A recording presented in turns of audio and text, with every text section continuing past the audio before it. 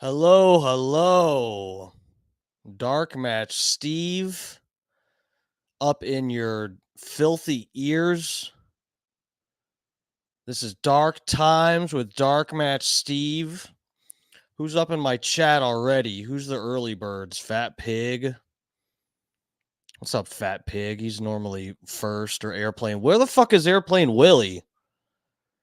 Junior Coltrane, who I think is Holyoke Joe. I still don't know for sure, but anyway, yeah, what's up? What's up, guys? How's it going? Where the fuck am I? There I am. Oh God. It's a Wednesday. So yeah, what the fuck is up? How's it going? We're halfway through the week already. And this is my second night in a row talking about Nancy Pelosi. What the fuck? Why is this bitch taking so much time up in my goddamn head? In my goddamn feeds on Twitter and, well, I guess mainly Twitter. That's the only place that they're talking about Nancy Pelosi. Every other place is pretending nothing, no new videos came out today. Okay. And judging by the interactions with my posts where I advertise this live stream that we're going to talk about Nancy Pelosi, judging by that, no other social media is wanting to talk about this. So that's really interesting. We'll get right into, because this is it's probably gonna be a late night, for me at least here. If anyone hangs for the whole kit and caboodle, I would appreciate it. But yeah, we're gonna go through, because of the video that just came out of Nancy Pelosi, and she's kind of taking blame. She's taking some responsibility. This is an old video. This is right after the shit happened on January 6th. And she's discussing her responsibility, how much or whatever she's claiming responsibility. I don't think, only for whatever, the National Guard not being there. I think I got to rewatch the video. I just scrolled past it. I was like, okay, well, I'm definitely bringing this up. And I meant to go over we're also doing the Andrew Wilson versus Destiny debate. Now, I know it's a few months old, and I wish there was so much shit that happened before I started streaming. When did I start? 3 weeks ago, something like that. I don't remember. But anyway, there's been so much shit that's happened recently, viral type of shit that involves people that I already kind of follow. And this is part of what got me to finally go ahead and start fucking streaming, was because I kept seeing all this shit happening and other people not covering it or getting shit wrong or whatever. And I genuinely have interest in a few of the like viral things that have happened, and I wasn't streaming then. So anyway, regretfully, I didn't cover it in a timely fashion to where I could get a lot of clicks off of it. But we're going to go over the Andrew Wilson Destiny debate about the insurrection, because Nancy Pelosi, and I watched the full thing already to be clear, but I think Nancy Pelosi comes up in this. I might not be in this debate, but I know Nancy Pelosi's role in calling the National Guard has come into question in many debates with Destiny, and I think this may be one of them. So anyway, we'll see what happens with that. First, let's play the video of Nancy Pelosi and see what we think about it. Why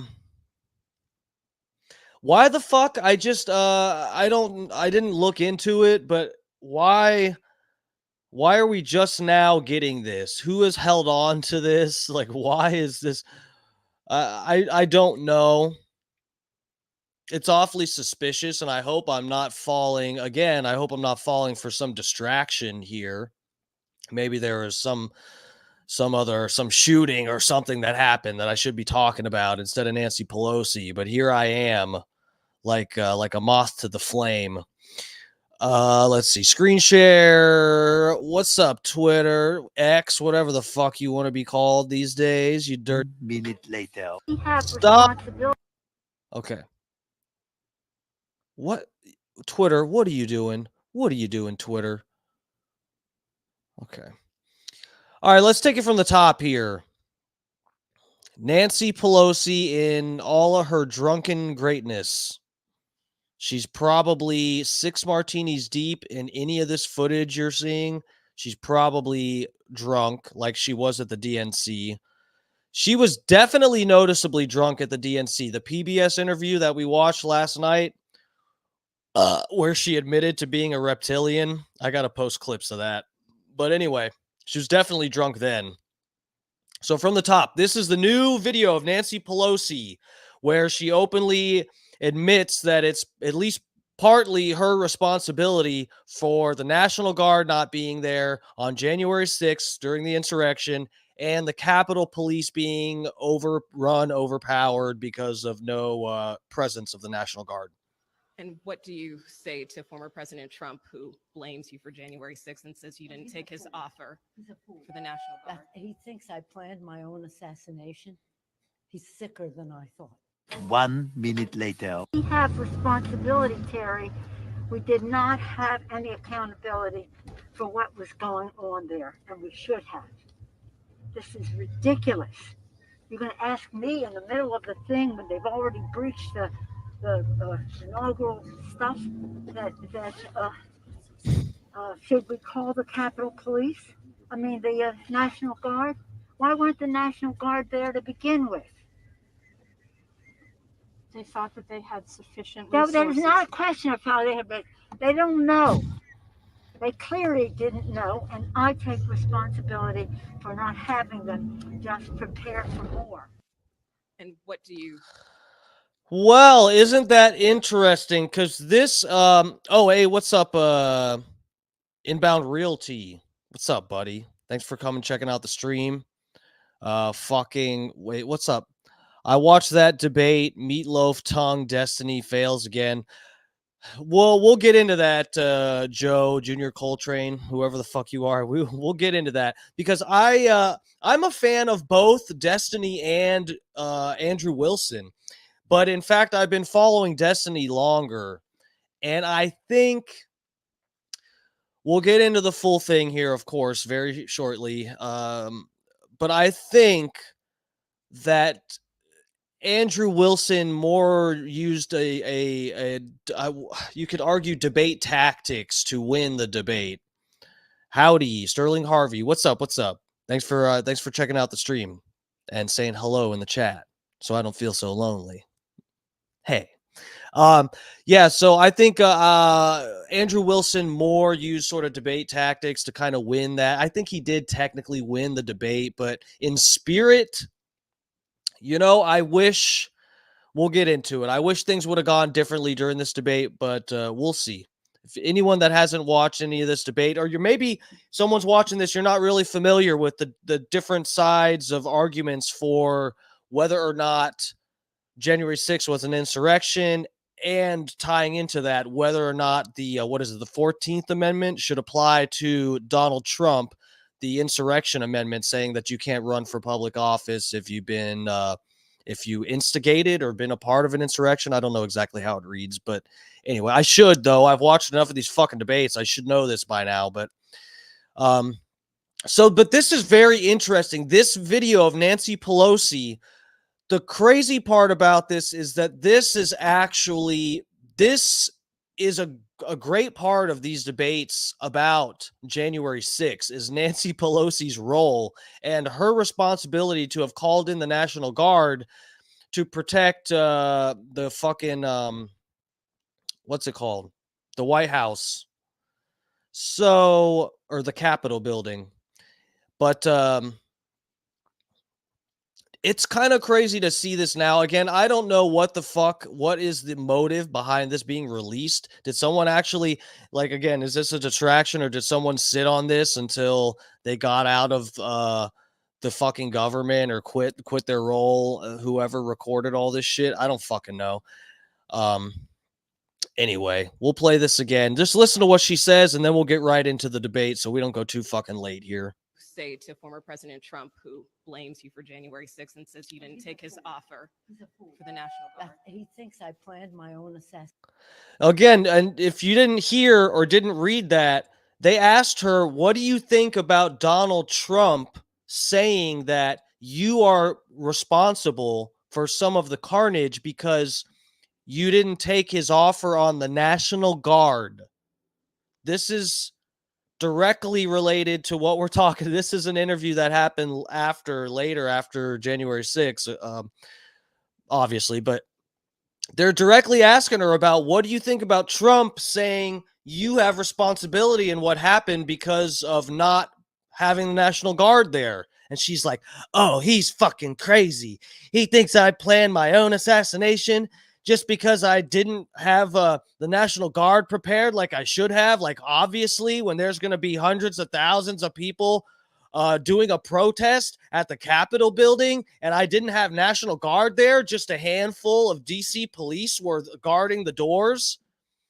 That's crazy that I deserve responsibility. No. Assassination. He's sicker than I thought. 1 minute later. We have responsibility, Terry. We did not have any accountability for what was going on there, and we should have. This is ridiculous.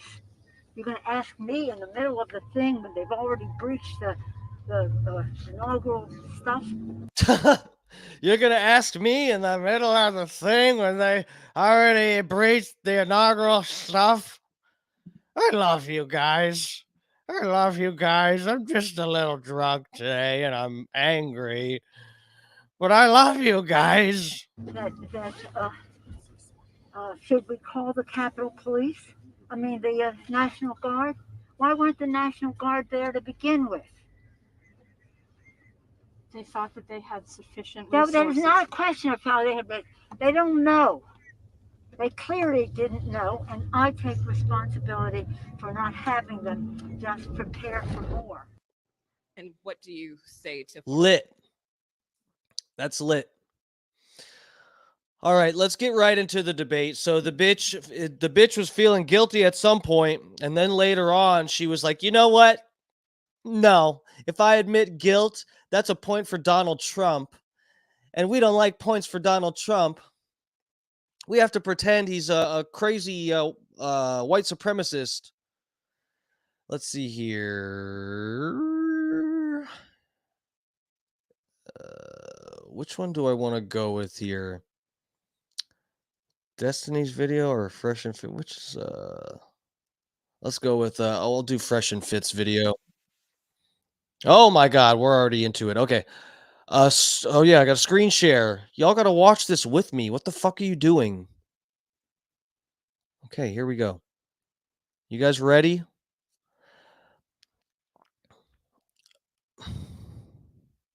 Junior Coltrane, aka a Holyoke Joe, whatever the fuck.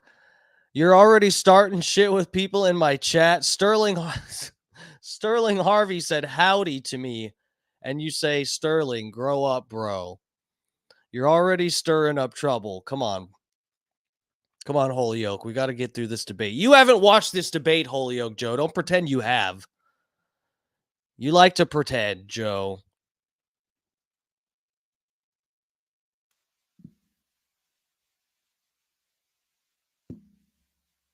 What is this bullshit?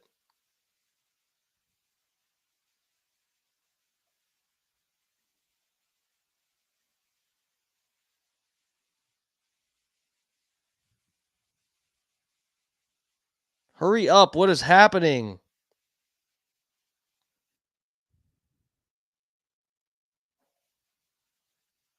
All right, we're live. What's up, guys? Welcome to the Fresh Air Podcast, man. I'm joined by two people that come. Holy fucking shit. Hold on.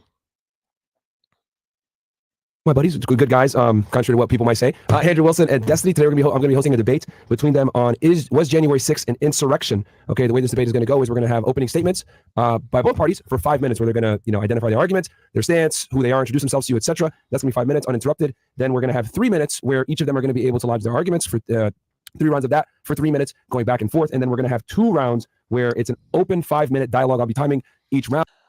Junior Coltrane, I'm not that familiar with Fresh and Fit. I know I've seen some different debates and stuff that they've hosted, and for that reason, I would tend to disagree with you there. Unstimulating intellect, maybe on a normal night for them, I don't know, but when they're hosting a debate like this, and I know I've seen other clips from them, but this is the first like full video I've watched on their channel. You may be right, but anyway.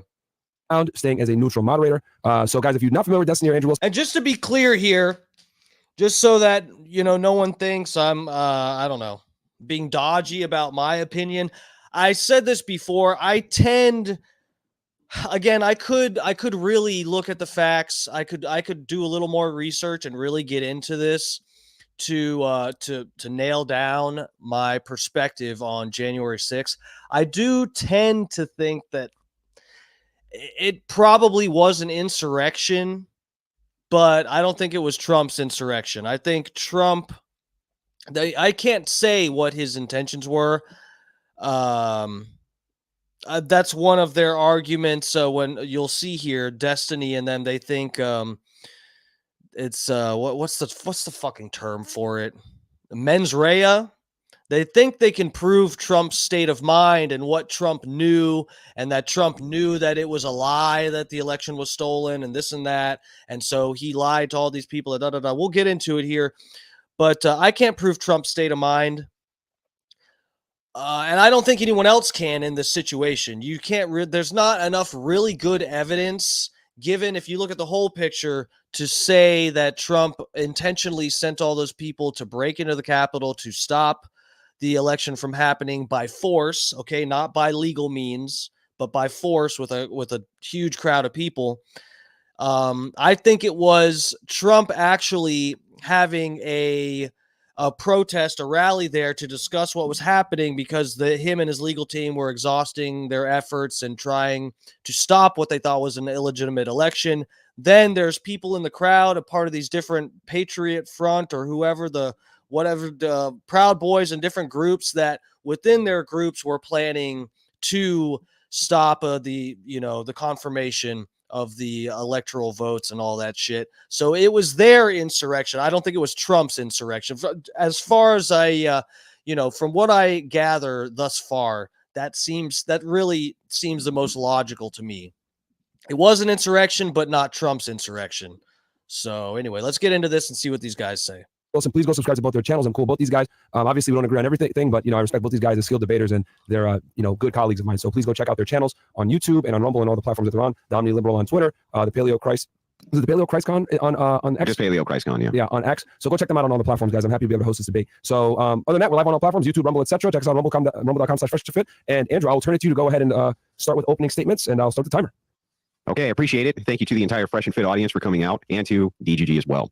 We're here today to debate if the events of the January 6th Capitol riots were an insurrection or if they weren't. Simple. It's a simple debate prompt. They either were or they weren't. Looking into the idea of insurrection itself, it isn't exactly clear what the meaning of it is. It does always seem to be tied together with violence or some will to overthrow a government, law, government system, government itself, or resistance to that law, or something akin to this. The Supreme Court hasn't given us any guidance on this as they wash their hands of it, and to date, not a single person has been charged or convicted of insurrection who participated in any of the J6 rioting. This includes Donald Trump himself, who was acquitted of inciting insurrection.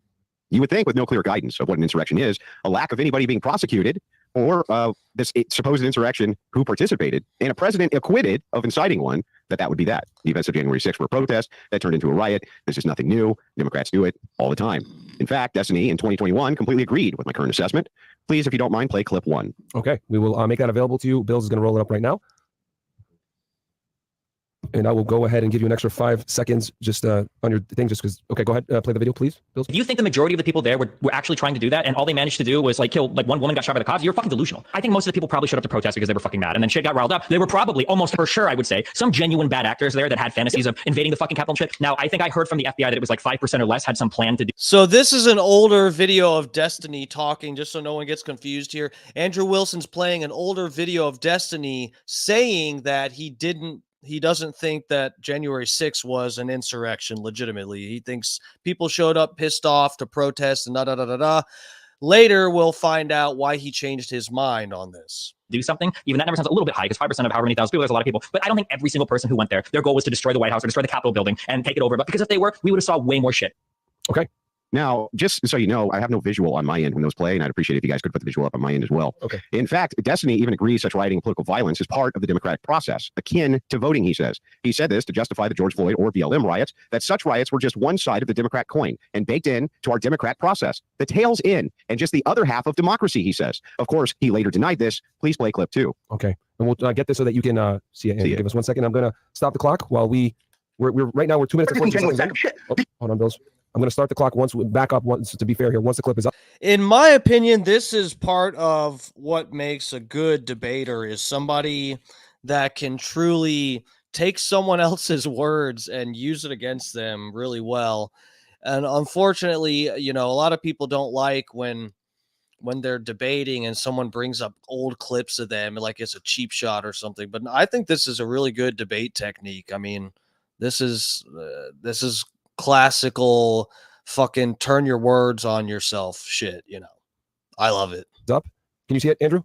I cannot see the clip. No, on my end. He's going to make it visible to you here in a second. Great. And I stopped the clock just so everybody knows.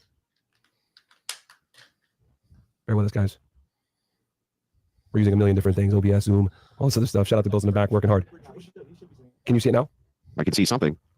There we go. Okay. Perfect. So we will roll the clip now. I'm going to start the clock back up. Bills, go ahead.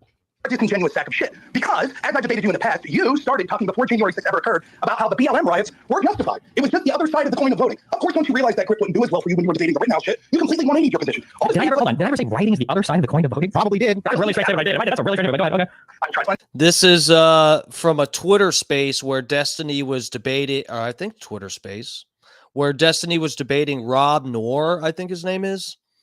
And Destiny conveniently forgets that he said rioting is the other side of the political coin. It's baked into politics.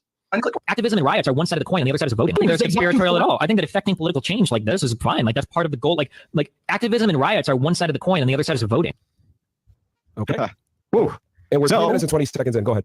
So why the radical change of heart on this topic from Destiny? This complete 180? Well, that's simple. He hates Donald Trump. A simple motivation, but at least understandable. He also hates Trump supporters. In order for him to justify that he wants them all to be unalived, he needs to brand them all as traitors and insurrectionists. In this, I have to say, for Andrew Wilson to say, why did Destiny change his mind? Oh, well, because he just hates Donald Trump. But he hated Donald Trump before January 6th. So that isn't, I mean, I think Destiny probably genuinely changed his mind from looking at and we'll get to this, what later comes out. But I just think he's wrong about changing his mind. This way, he can build a case that Trump supporters are evil, and so it is justified to use violence against them. To recap that, Trump supporters are evil, therefore anything which happens to them is fine. Going so far as to say his friend Pisco, the only reason he wouldn't have liked Trump to have been unalived by this would-be assassin is because it would motivate Republicans. This, of course, gives us an entailment that if it wouldn't motivate Trump supporters, he would be fine with Trump having met his demise in this assassination attempt. And this is the last clip. Play clip 3, please, and then I'll wrap this up. Okay, we're 4 minutes and 20 seconds in. I'm going to stop the watch while we pull this up. Approximately 4:24 seconds, but I'm adding another 5 from the first clip and how we were pulling it up. So far beyond that. Okay. I'll start the clock back up once we... Andrew Wilson, by the way, makes me want to take up smoking again so fucking bad. He's always smoking. He chain smokes during debates. I'm sitting here with a nicotine toothpick, like wanting to light it on fire and just start puffing. Roll the clip. Can you see it, guys? Can you see it, Andrew? Oh, sorry. He's screen sharing right now. Give us 1 second. We'll pull it up. Thank you, audience, and thank you guys for bearing with us here. Many things going on. We want to make sure that Andrew can see it as well as the audience. Yep, I can see it. You can see it? Okay. Bills, go ahead. I'll start the timer back up. So far beyond that. So far giving a fuck beyond any of these fucking losers. But go ahead, yeah, sorry. Can I ask you a question? So, and you don't have to answer if you want to. Yeah. Do you wish the attempt had been successful? Do I wish that the attempt had been successful? Fuck, am I even allowed to say anything about that? You don't have to answer that. Here's what I'll say. This is what I will say. I don't know, I'm trying to say whatever. Here's what I will say. A failed attempt is probably the worst outcome of anything that could have happened. I'll say that much. I disagree. I think a successful attempt, if that had happened. Well, actually, hold on. We might agree. The successful attempt, Stop real quick, would be an attempt at one. The successful. Real quick. So, guys, we just hit pretty much the 5-minute mark. Destiny, if you're okay with it, I can let this kind of go on another minute or so, and I'll afford you an extra minute and give you 6. Are you okay? Yeah, you can. Yeah, you can limit. You sure? Okay. All right. So we'll complete this out. I'll time it. Whatever I gave Andrew, I will give to you as well on your opening statements if you're okay with that. Go ahead, Bills. Roll the clip back. Thank you, Destiny. Whatever. Might be the worst thing that happened. But if it was the worst thing, it was just because of like the country's reaction afterwards, basically, which is possible. Yeah. Well, I mean. So ultimately, Destiny needs to be able to provide us with what an insurrection actually is, an actual working legal definition, or even a personal one, so we can work off of that to understand the mindset of a person who claims this was an insurrection, even as nobody ultimately is prosecuted for an insurrection. He, to date, hasn't done this for the same reason the Supreme Court and higher courts won't. If they do define it strictly and categorize it strictly, then it's likely Democrats and even Republicans are engaging in them all the time. Nonstop, in fact. I am, in fact, willing to, in the ultimate spirit of good faith, concede that if Destiny just can't really define an insurrection or tell us what goes into that category and not into the category of a riot, that he really has no business calling anybody an insurrectionist, especially when nobody's been charged with an insurrection in regards to J6. Nobody, and certainly not convicted. I will concede, however, he concedes Democrats are likely involved in insurrections all the time, using violence for political change. I'll concede Republicans maybe as well if his definition is that broad. However, that will eliminate his moral high ground for the justification of do what you want to them because they're traitors. That would also make you a traitor. With that, I'll cede my time. Note in that video, that the entire audience, when he was asked this question by Pisco, said, yes, we would have preferred that Trump was unalive during that assassination attempt. Go ahead. Okay. So that I have approximately 6 minutes and 45 seconds there. Destiny, I will reset the clock and allot you the same exact amount of time to stay fair here. Let me know when you are ready, and I'll restart the clock. Yeah, I'm ready whenever. You ready? Okay, I'm going to start it now. I'll give you 6:45, and go ahead, brother. All right. I believe that the subject matter of the debate is whether or not January 6th is an insurrection or would be considered an insurrection. Originally, I thought this was going to be a 1v1 debate against me and Andrew, but I can do a 1v2 debate against my 2021 less educated self as well. I have no problem speaking to arguments I've made in prior clips. I have no problem speaking to current arguments made by Andrew. So we can head down that road, I think. Just for the record, Andrew Wilson just lit another cigarette. He was already smoking. He just lit another cigarette. Right up here in the center, you can see his square. He just lit a new one. The first thing that we need to acknowledge. Do we need to do a cigarette counter? Let's do that. Let's see how many he smokes. That we're on number 2 already. Okay. When we talk about the structure of the United States government, is that the Constitution of the United States is the supreme law of the land. The Constitution is what powers our 3 branches of government, and it sits above every other part of our government, and every part of our government must comport to the Constitution. I think this is a foundational American belief and principle, and if you don't share on this foundational belief, then we're never going to connect in any sort of meaningful way when we talk about how U.S. law or U.S. process or procedure or whatever should be carried out. So that being said, there was an amendment to the Constitution, the 14th Amendment, and Section 3 of that amendment basically goes on to say that any prior oath taker that has engaged in or aided in an insurrection is no longer allowed to hold office, essentially. Now, the question that we come to today is trying to define what is an insurrection. And while in modern times, it seems like an insurrection is a term left to a dictionary or a term left to internet debaters, at the time that the amendment, the 14th Amendment, was framed, what was an insurrection was pretty well understood. An insurrection includes 4 vital elements. 1 is an assemblage, meaning a group of people that have come together. 2 is resisting any law or interfering with the course of a government proceeding. 3 is you have to do this by way of force or intimidation. And 4 is it has to be for a public concern or a public cause, not a private thing that one might be interested in. Just for some understandings of when we say an assemblage, we can look to in 1861, Justice Benjamin Curtis said a combination or conspiracy by which different individuals are united in one common purpose. So not just a bunch of people in a city protesting different things, but a group of people that are united in one common purpose. We can look to Justice Samuel Chase in the case of Fries in the year 1800. He says if a body of people conspire and meditate an insurrection to resist or oppose the execution of any statute of the United States, a statute such as the ECA, the Electoral Count Act, which is what they were united on January 6th to insurrect against. They were opposing the execution of that. They are Junior Coltrane or Joe, whoever. I watched this entire debate, just a lot of double talk and hyperbole. They didn't really go for it. I'll get to my issues with this debate. I don't think it was a bad debate. I just don't like how it sort of ended. And we'll see here. I tweeted about it. So, I mean, my opinion's already out there, but yeah, we'll get to it. Only guilty of a high misdemeanor, but if they proceed to carry such intention into execution by force, which we did see on the day of January 6th, regardless of if every member engaged in force or just one, they are guilty of the treason of levying war, and the quantum of force employed neither lessens nor increases the crime, whether by 100 or 1,000 persons is wholly immaterial. Doesn't matter if you have an insurrection of 50 people, 100 people, or 1,000 people. The fat pig. Thanks for another great show, Joe. What?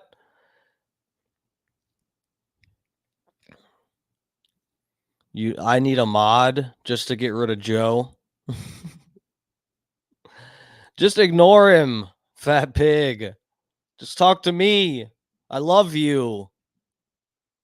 I love you, damn it. You only really need two people there to make it an insurrection.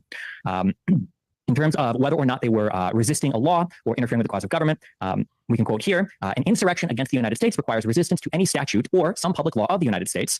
This is a quote by a judge in, I think, 1826. Curtis spoke this to a jury. He says, the law does not distinguish between a purpose to prevent the execution of one or several or all laws. An insurrection could be directed at a legislature as well as at executive officials. William Rawle declared that an effort to coerce repeal of a general law to be an overt act of levying war. And Justice Field's opinion in the Great House Court case held that any effort to coerce the conduct of government constituted an insurrection, such as when people went to the went to the Capitol to coerce Pence to overthrow the election, which is what Donald Trump told them to do. By force or by intimidation, quoting Justice Marshall in 1807, the most comprehensive definition of levying war against the king or against the United States, which I have seen, requires an assemblage of men ready to act and with an intent to do some treasonable act and armed in warlike manner, or else assembled in such numbers as to supersede the necessity of arms. You don't necessarily need weapons to do it. You could just have the numbers of people there threatening to use force or intimidation. And then for a public purpose, obviously, the insurrection is to, I'm quoting Judge John Kane here, insurrections to redress by force national grievances or to form real or imaginary evils of a public nature. Obviously, they were protesting the vote. That's what they were there to do. This is obviously a public issue. So to recount, for the assembly, there were hundreds of people that breached the Capitol building. There were thousands that trespassed on federal land. For two, there was a clear resistance to the federal law. The trespassers were there to contravene the Electoral Count Act. There was a plethora of evidence brought up in the Anderson versus Griswold case about this, where quoting the judges on that case, they said substantial evidence in the record showed that the mob's unified purpose was to hinder or prevent Congress from counting the electoral votes as required by the 12th Amendment and from certifying the 2020 presidential election. The third element, the resistance made extensive use of force. This is self-evident just by watching any of the videos. To quote the Colorado Supreme Court again, the mob repeatedly and violently assaulted police officers who were trying to defend the Capitol. Obviously, there were calls to hang Mike Pence, and people marched very famously with 1776 signs, which, as many in this audience might be familiar with, was a very popular insurrection in U.S. history, or a rebellion even, one might say. And then for a public purpose, it was obviously for the public purpose of resisting what they perceived to be as the stealing of the election. There are ways to try to counter this argument. We can either use nonsense definitions of insurrection, but that doesn't really matter. The only thing that matters was the public understanding and the legal understanding of insurrection at the time the 14th Amendment was created and when Section 3 was framed, because that's what the Constitution demands, that we look at what was thought of as an insurrection when the language was added to the Constitution. We can try to divert by talking about BLM or anything else, and I'm happy to dive into all of those examples. If we're going to concede on the original argument that January 6th satisfies all four elements of what I consider an insurrection to be, if we want to concede that and move on to analyzing any particular BLM action or whatever, that's totally fine. We can talk about the likeliness to work of which an insurrection has. Destiny said, we're not talking about anything that Black Lives Matter or any of the left-wing people. We're not talking about any of the stuff they did until you concede.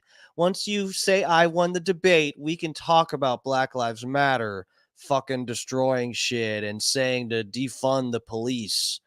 Like, that's not disrupting government, whatever the fuck one of your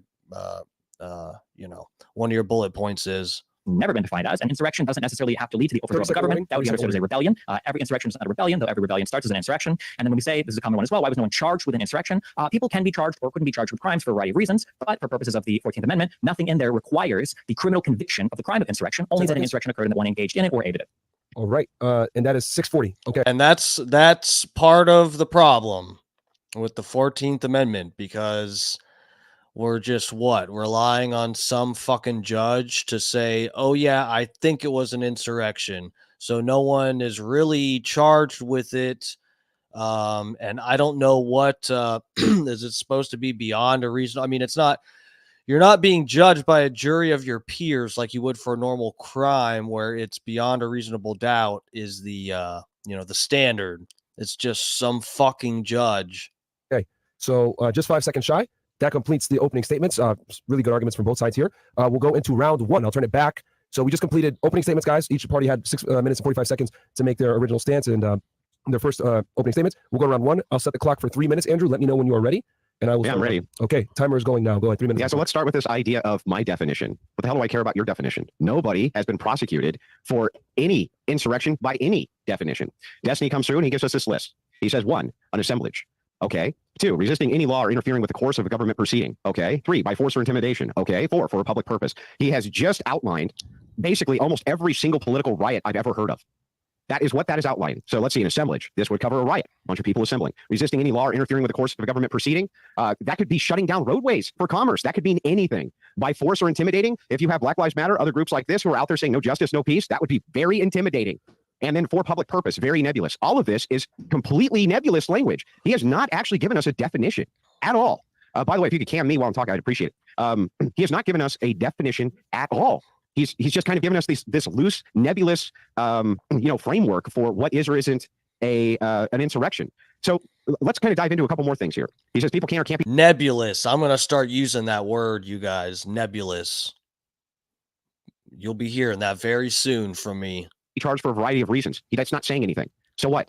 Yeah, that's true. Maybe they committed insurrection and they weren't charged for insurrection, but also maybe they did not commit insurrection and that's why they weren't charged with insurrection. That's a non-argument. He says that these elements, third element, self-evident, Colorado Supreme Court using 1776 signs. People use 1776 signs all the time and have absolutely no interest in any type of rebellion whatsoever. It's very common for people to have those. Is insurrection even that's not even like a legal, that's not even like a criminal. Is that something people can even be charged with? Am I fucking stupid? Bumper stickers. That doesn't mean that they're going to be engaging in any kind of rebellion or insurrection at all. He also, as he talks about these various rulings, he says treason of levying war comes in. Obviously, insurrection seems to have something to do with levying war against the United States, or at least some type of start to levy war against the United States. He still has not actually demonstrated any of this. He's just given us this really nebulous idea. An assemblage, resisting any law or interfering with the course of government proceeding by force or intimidating for public. This is very nebulous. Yeah, so I mean, that's I don't know if I should screen share here, but is a federal rebellion or insurrection is a federal offense that criminalizes inciting, engaging in, or so that is I mean, not being charged with a crime isn't proof that you didn't do it. Okay, I'm not so fucking stupid that I don't get that, but it is funny. I really wasn't even sure. I haven't looked that much. This, I guess this factor isn't such a big thing to me, but it is very funny that no one's been charged with it. That is actually, what are they saying here? Section 2383 of the U.S. Code makes it illegal to incite, assist, or participate. You can be charged. Yeah, so, and it says in the AI thing, it's talking about how insurrection charges are considered difficult to prove and are rarely filed, often due to free speech issues. Of course. So unless Destiny is going to concede that anything which meets this criteria is an insurrection, then I'm not even sure how to go forward with this debate. How in the world can he say essentially almost any riot on planet Earth or any assemblage, even a peaceful protest where they shut down the roads, is an insurrection? That can't be true. That just can't be true. Okay. We had ended there at about 2:57. Andrew, you're up on our chat. See, this is part of the problem, and I know Andrew's point is more like, okay, by this definition, it encompasses so many other riots, or you could say protests or whatever. So, if you have a definition for insurrection, it can't also include, that can't also be the definition for a fucking random protest that's clearly not an insurrection, that no one would call an insurrection. My point with this is close to that. It's that given the things that Trump said that day and everything leading up to it, he never encouraged someone to, on that day, go up and to the Capitol building, break in, and try to, with just a force of thousands of people in a crowd, try to stop a legal proceeding. Trump never actually said to do that. he did say to peacefully and patriotically make your voices heard, but that's not enough to satisfy most of the Democrats that argue that this was an insurrection. They say that his language was too charged during the speech, saying that you have to fight like hell or the country's going to get stolen from you, and this, and that. And this is the thing. It's like the AI thing just said. I pulled it up on a different page, a different tab, that it's an issue with violating free speech, because it makes it difficult for me to say that Trump caused an insurrection when a crowd got out of hand because they were pissed off, and a few people in the crowd actually did incite people to do criminal acts.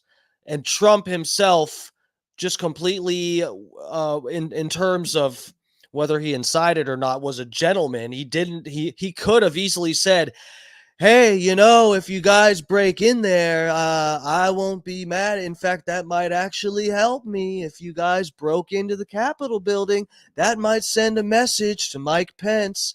He didn't even say anything close to this. You can go through all of his speech.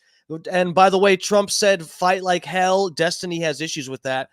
Trump also said that during the midterms. Trump has said that multiple times. So obviously that's not a phrase he used to signal that everybody needs to take part in this insurrection if you came January 6th for the speech.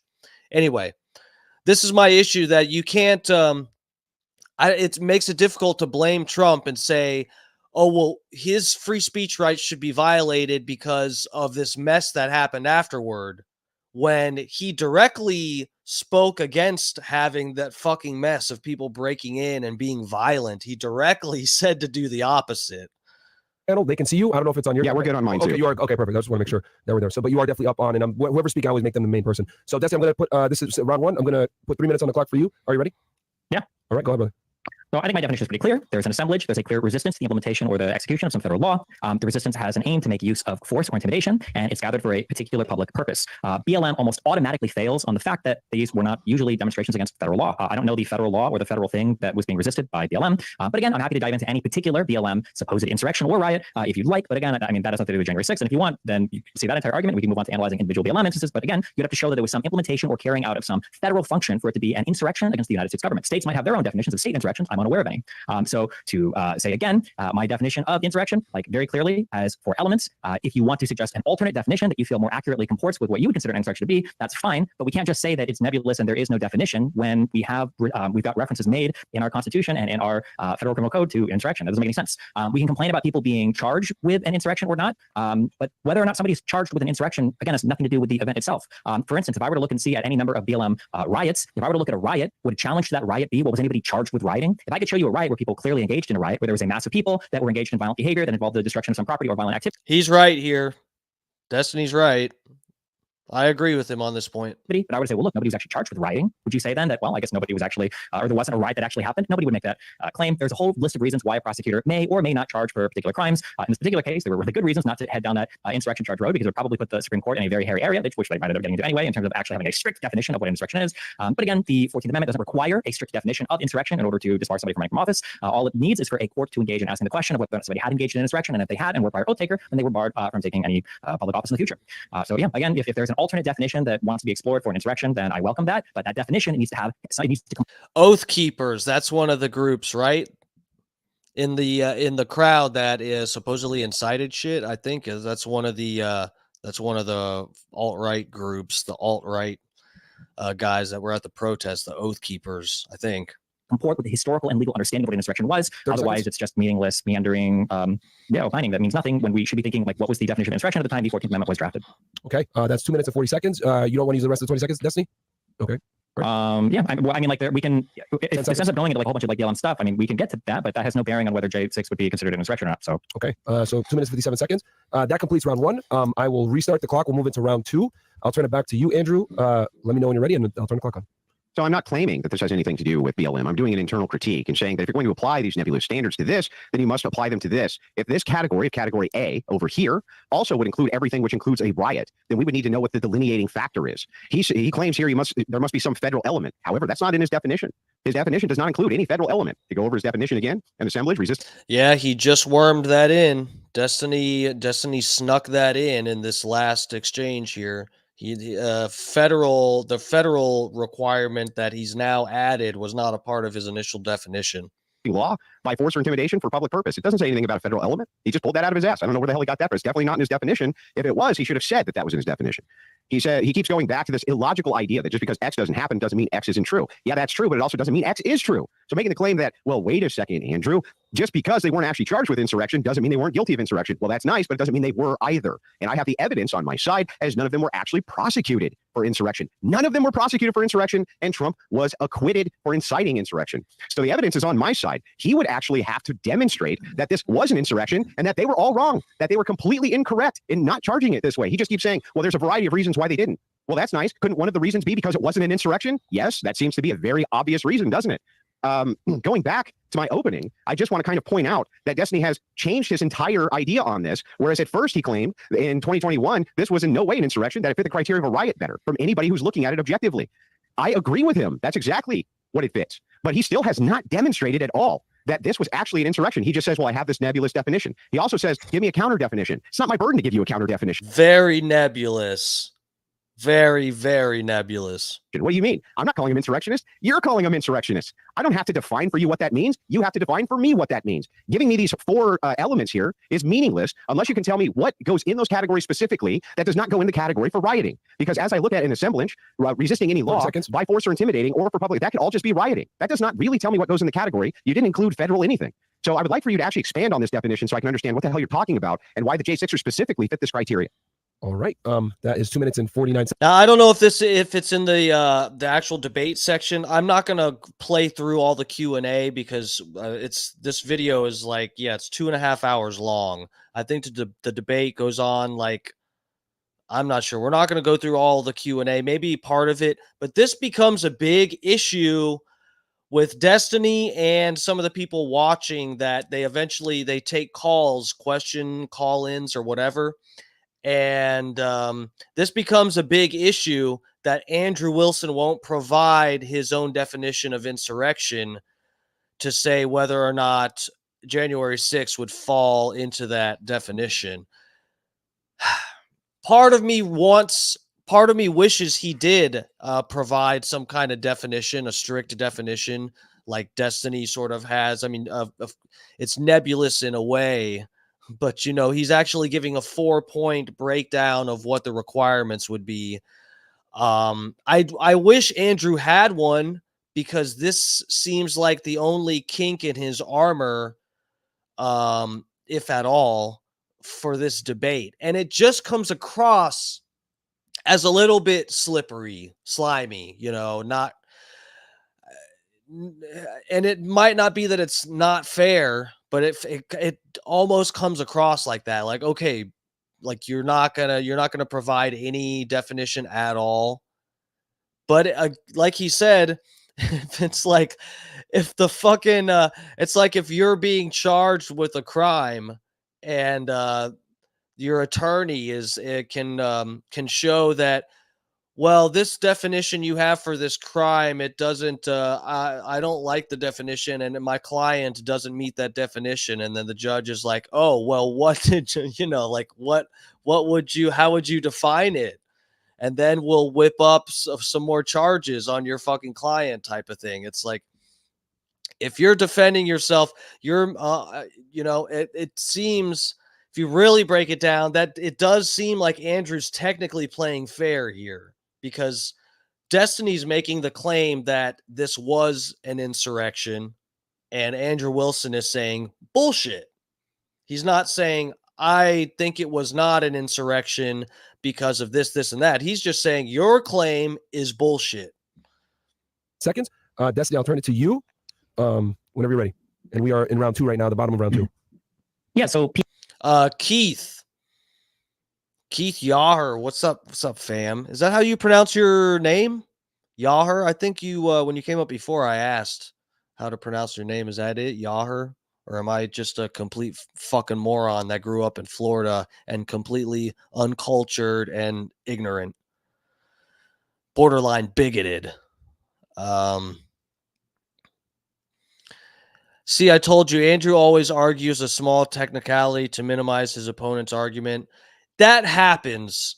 I mean, this is not such a small technicality, though, Joe. I mean, he's trying to win the debate, and I can appreciate people who debate without so much trying to win so hard, and actually two people that want to have a discussion to actually tease apart what each side is talking about and where the facts lie in the debate. I do get what you're saying, but and I saw when you put that earlier in there, but I was, I'm trying to focus a little bit here. But anyway, no, I mean you have a point to an extent. I do like Andrew a lot, and his debate techniques for the most part are cool in my book. But yeah, he does all of these fucking debate bro fucking online debaters. I mean, 90% of the time they are just trying to find a way to win the debate. So as long as Andrew's winning fair and square, then I really have no true complaints, just critiques. People like, again, so there's two parts to the insurrection, two elements that I don't think would fit. So the first one is an assemblage. That would clearly fit a riot, I think, but it would fit a riot and it would fit an insurrection. The second part is resisting a particular law or interfering with the course of a government proceeding. There are plenty of riots that aren't riots to resist like the implementation of a law or interfere necessarily with like some government proceeding. We can imagine a million reasons why people might riot outside of a baseball game. People might riot in protest to a statement that was made, or in relation to, I don't know, the outcome of a sporting event. Like, there's tons of people that can riot that aren't rioting with the goal of resisting the implementation of a particular law or trying to interfere with the course of some government proceeding. So the part two, the second element I've listed, really wouldn't comport with most riots. And then the third one is the third element by force or intimidation. I would say that riots generally have a forceful or intimidating aspect to them, although they generally happen spontaneously. Usually they're not planned in advance to use like force or intimidation. To quote Justice Greer, quote, I'm not sure if it's in this debate, but this is where part of this gets a little slippery too on Destiny's side, to say that it's interfering with a legal proceeding. It's like, where do you draw the line with someone just breaking a law and someone trying to stop a legal proceeding? And then I mean, we could talk about riots for baseball games and stuff. You might even, if January 6th falls under insurrection, I've seen some pretty fucking violent, fucked up shit after games, and as much damage as people do to a city and stuff like that. I mean, really, the line gets so fucking blurred for me. I could be completely stupid, but anyway, let's keep it going. Legal authorities carefully distinguished planned insurrections from spontaneous riots. Justice Robert Greer charged the grand jury in the United States v. Hanway that a defendant who was not leagued with violent resistors to federal law could not be prosecuted for treason. Greer insisted that spontaneous riots were not insurrections, that insurrections required a commitment to use force to resist law, not spur-of-the-moment violence. Most riots just kind of like happen. It's pretty rare that they are planned in advance, and I think we all agree that if they are planned in advance, it takes on a much different character, and arguably could call under it like different types of crimes. If people engage in rioting, it's not good, but people are literally planning it out in advance. We're calling in a whole bunch of different crimes there than just the simple thing of calling a particular thing a riot. And then for the fourth thing, when we say for a public purpose, the fourth element, this is the second thing that I don't think most riots would necessarily be in opposition to, that we are insurrecting for some sort of public grievance relating to like the actions of a particular government. So like you might riot, for instance, like BLM might riot against like police violence, but there's not like a particular federal statute or federal law there. In terms of me specifying the federal part, well, I mean, J6 was a insurrection against like a federal entity. Again, if we want to talk about Andrew Wilson just lit another cigarette. We're on cigarette number 3. He just lit one. Look up here. He just lit a fresh one. I peeked up and I saw him with a real long one, and I was like, whoa, is that another one? Is that cigarette number 3? I got to wait to see if he lights it. It's a third cigarette. He's on cigarette number 3, where he's smoking one every 10 minutes so far, this debate. We're at 30 minutes and some seconds. He is smoking one cigarette every 10 minutes. This is a 2.5 hour debate. You do the math. How many cigarettes he's going to fucking smoke? about like state insurrections or something, I guess we can. But the differentiating factor here is when I have the federal part, because we're talking about federal insurrections, and especially for the 14th Amendment, the federal insurrection part is what we're kind of talking about. I'm not even sure if you can do a state insurrection. Maybe you can. But I mean, like summarizing this argument, like the Colorado court found that Donald Trump acted as part of an assemblage, okay, that he helped bring into being. He called the people there. Trump was resisting the enforcement of federal and constitutional rules. He was contravening the 12th Amendment, and he was resisting the Electoral Count Act. Donald Trump, he took numerous legal actions to prevent the peaceful transition of presidential power. This is like a function of the government. He engaged in ongoing course of conduct, violent resistance to the peaceful transfer of presidential power, and he was inside support. That is time. So I'll just have you all know, if I play this in normal speed, you still won't be able to understand what he just said. I'll have you know, I watched this in normal, I watched this live when it happened, actually, and you couldn't understand what he just said at the end. what I'll do is that concludes round 2. Andrew, I'll turn it back to you unless you want me to give Destiny a little bit extra time. I can give you that extra time as well on the back end, but I'll let you choose that. Yeah, I'm fine. He can finish. Okay. Destiny, go ahead and finish, and I will. Yeah, sure. The final point was that what did you just say in chicken clucks? Can you please translate that last part for us, Destiny? Thank you, sir. My final statement is, okay, if you look at the Colorado court case, they found that Donald Trump acted as part of an assemblage that he helped bring to being. It said that Trump was resisting the enforcement of federal and constitutional rules, that Trump took numerous illegal actions to prevent the peaceful transition of presidential power. He engaged in an ongoing course of conduct aimed at producing violent resistance to the peaceful transfer of presidential power.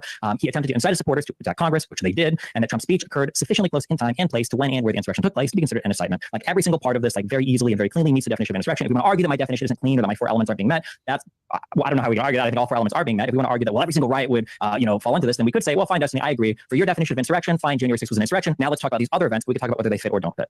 Or you can give me your own definition of insurrection, and then we can go from there. Okay, that added an extra 55 seconds. So we'll go into round 3. Andrew, I will give you that. So you will have 3 minutes and 55 seconds to take your time. So I'll start the clock now. Yeah. So again, trying to put the burden on me to give you a definition of your claim is insane. As we went through your definition here, it's really funny because I'm going to use your own logic back to you. Just because they weren't charged with an insurrection doesn't mean it wasn't an insurrection. Oh, okay. Well, they were actually charged with elements of rioting. So I'm going to say it was actually rioting. And I'm also going to say that, wait a second, your definition here seems to be more about rioting than anything else by your own claim. An assemblage would fit a riot, says Destiny. That's his first claim. Resisting any law or interfering with the course of government proceeding. It wouldn't fit rioting itself, says Destiny, even though rioting itself is against the law. What do you mean? Of course it's impeding the law. Well, how could it not be impeding the law? Rioting itself is against the law. I don't know where the hell you came up with that.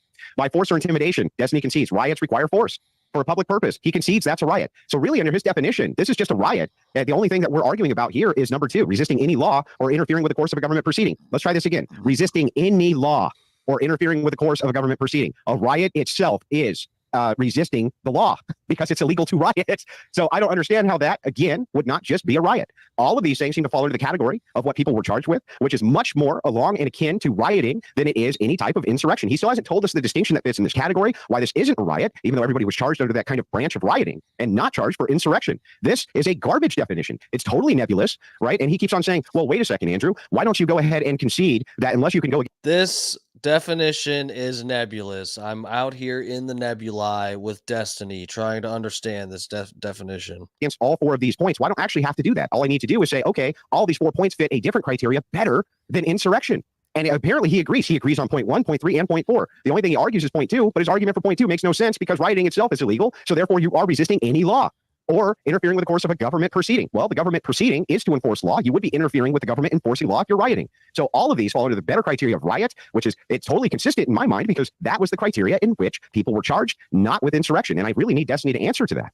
Okay, that was 2 minutes and 40 seconds. You still have a minute left, Andrew. You're going to concede that round then? Yeah, I'll let him go ahead and answer to it. Cool. So I will turn it back to you, Destiny. We're in round 3, and this is the second part of round 3. So your turn, Destiny. I'll start the clock back up for you. Breaking a law and resisting law are not the same thing. Usually when people riot, they're not rioting with the purpose of making arson or murder or whatever other crimes are being broken to make those legal things. Usually they're breaking laws, not with the intent of like resisting the implementation or the execution of those laws or resisting or contravening the execution of like some function of government. When people were rioting on January 6th, the goal of that was to stop the execution of the Electoral Count Act. It was to stop the purpose of the government, the execution, the function of government to do the peaceful transfer of power. They weren't simply engaged in violence and breaking the law. They were resisting the carrying out of the law, the Electoral Count Act, the ECA. And again, I don't know, we can loop on this over and over again, but again, if I can show you and connote. This is really kind of splitting hairs super hard. And I hope I'm actually not just too completely stupid. Like I kind of get the spirit of what he's saying, but we have to have more than that. I need more than the spirit of the law. I need the definition to truly separate these two aspects of whether you're breaking a law and how different that is from interfering with a legal proceeding.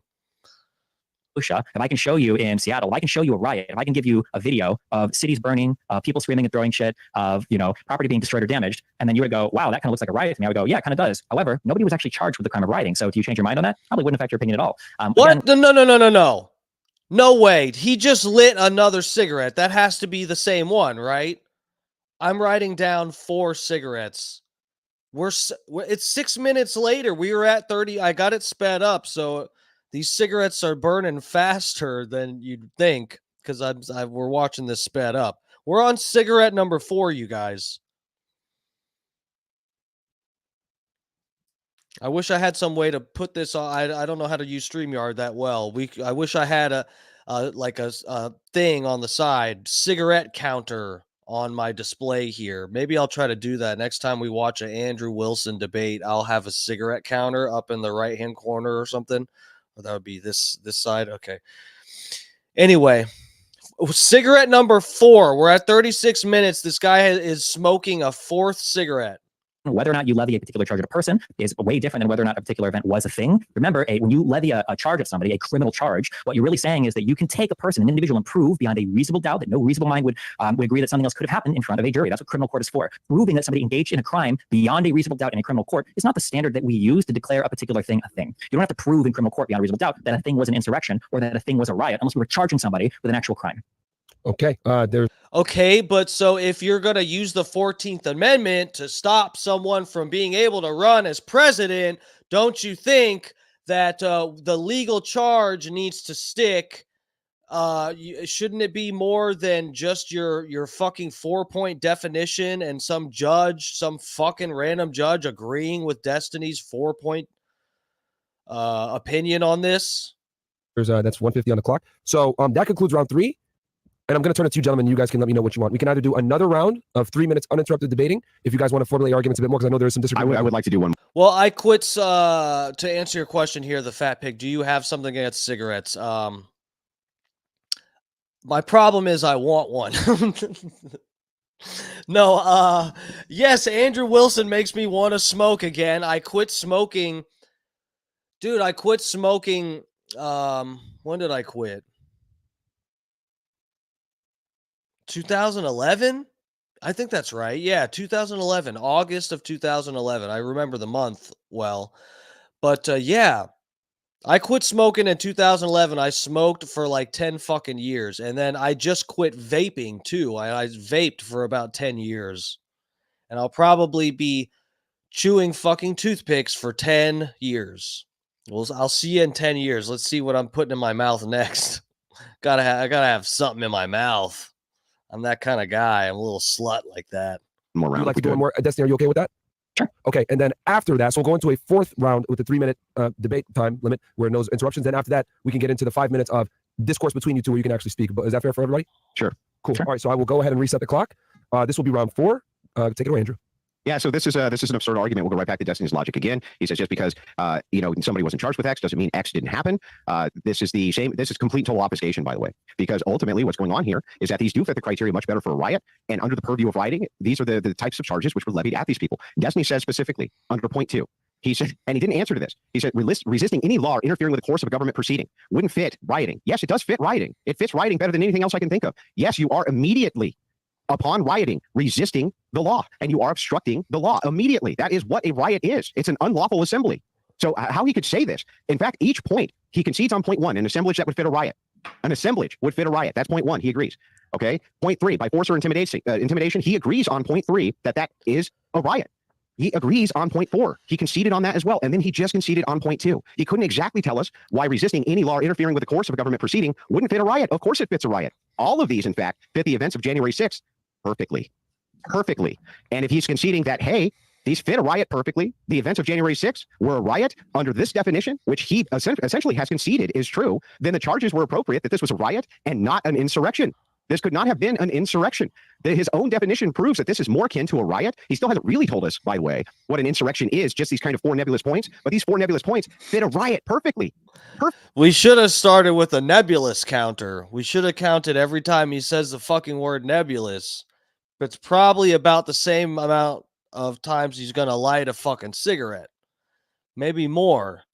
But I'd say we're at like he's said it at least 6 or 7, maybe 10 times already. Said the word nebulous. I know Destiny said it once or twice. I should have started counting that. Anyway, let's keep it going. Perfectly. And he's basically conceded to 3 of them on the outset, and then on the second, he's basically conceded that as well, because resisting any law or interfering with the course of a government proceeding would fit a riot by its very nature. The reason it would fit a riot by its very nature is because it's immediately an unlawful assembly. You're resisting the law. You're resisting the police. You're resisting. So whether that's done at a federal level or a state level, I think it would still meet the same fate of being more akin to a riot. This definition really moves towards a riot and not towards an insurrection. He has not told us the distinction yet. And so again, I think that the entire reason he wants this only painted as an insurrection, even though nobody's ever been charged with an insurrection, even though Trump was cleared of inciting an insurrection, is so that he can make justifications for why the other side deserves what it gets, because they're a bunch of traitors. Thus far, no, I'm sorry, this definition or this logic adds up. The logic of saying, well, just because they weren't charged with a thing doesn't mean it wasn't the thing. Fine, but that doesn't mean it was the thing either. And by your criteria, it seems like it was this other thing. Okay, that's 3 minutes and 10 seconds. I will make the clock the same for you, Destiny, to keep it fair. I will start the timer if you're ready now. Yeah, I guess we're just going to loop on these points. Resisting a law is not the same thing as breaking a law. If you could show me that there was a particular riot where people assembled and the goal of that riot was when they were rioting, they wanted to riot to make rioting legal, and that they had gathered, in order to change the law in a particular area, and they were going to use force and intimidation to do it. We're here to riot today because we're going to make rioting legal. Then sure, then we could argue that that's probably an insurrection. But I mean, these are the 4 elements that were historically understood at the time. Nobody had any issues at the time charging people with crimes of insurrection. Nobody had any confusion at the time historically. You had Shay's rebellions, the whiskey insurrection, the Burr insurrection, John Brown's raids. You had convictions of, like a Pennsylvania farmer, I think set fire to a house of a tax collector in 1794. He was charged with insurrection. John Freeze and friends made a show of arms that resulted in the release of persons charged with federal tax evasion. That was considered an insurrection. In 1847, when Hispanic Native Americans attacked occupying American officials in New Mexico, that was considered an insurrection. In 1851, when Pennsylvanians obstructed official efforts to capture an alleged fugitive slave, that was an insurrection. In 1856, when there were rival forces in the United States that were violently resisting the laws on slavery, that was considered insurrection. These aren't just like riots where people are like, we're mad and we're breaking the law by being violent. It was they were resisting the law. They were resisting an actual federal law claiming that. You know what? Let me just pull this up real quick. I'm gonna scrape. I looked up. Oh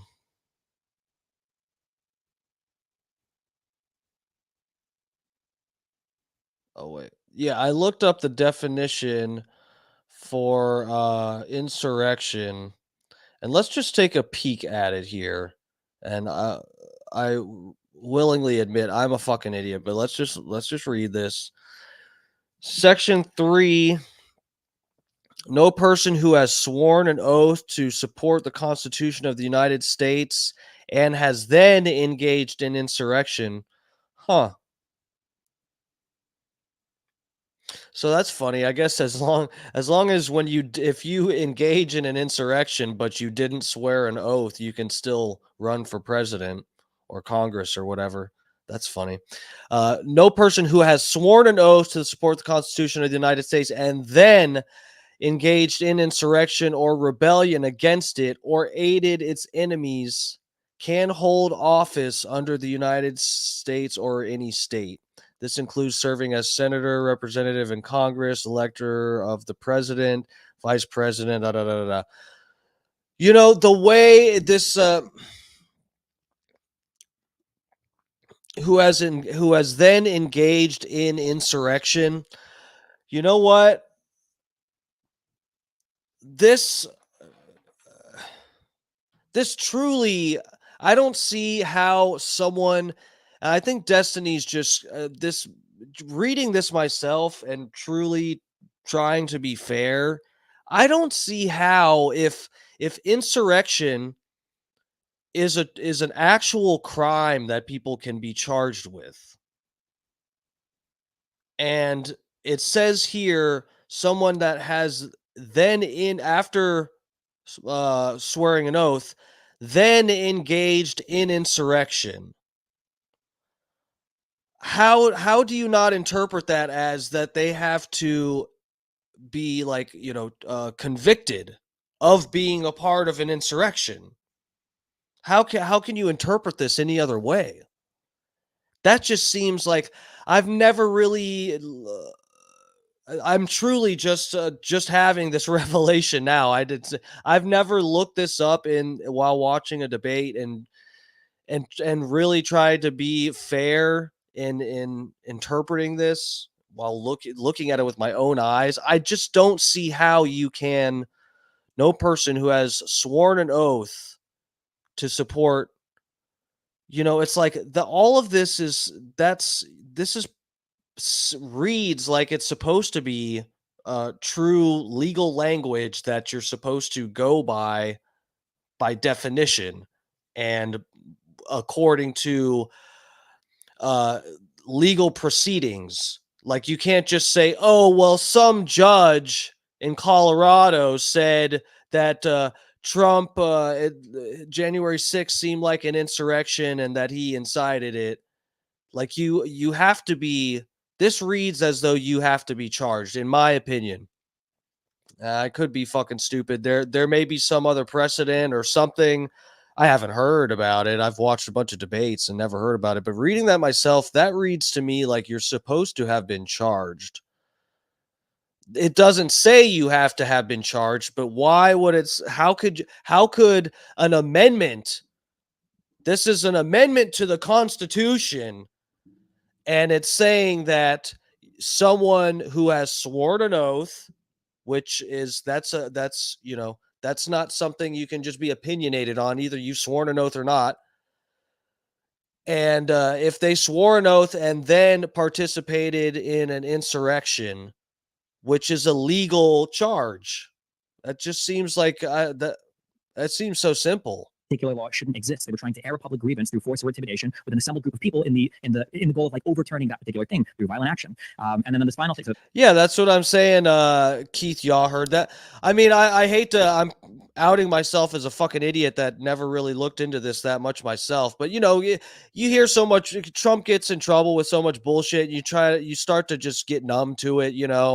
And then you see people debate about it and you're just like, yeah, and you hear different ideas. But when you're actually, I mean, I just, when I look it up myself and I'm hearing two people's sides and I truly read the definition, I'm looking at it with my own eye. It seems like it's laid out mathematically. It's like, how can you 1 + 1 = 2? It's like swore an oath. And then you were a part of an insurrection, which is that's a charge. That's not just like a made up term.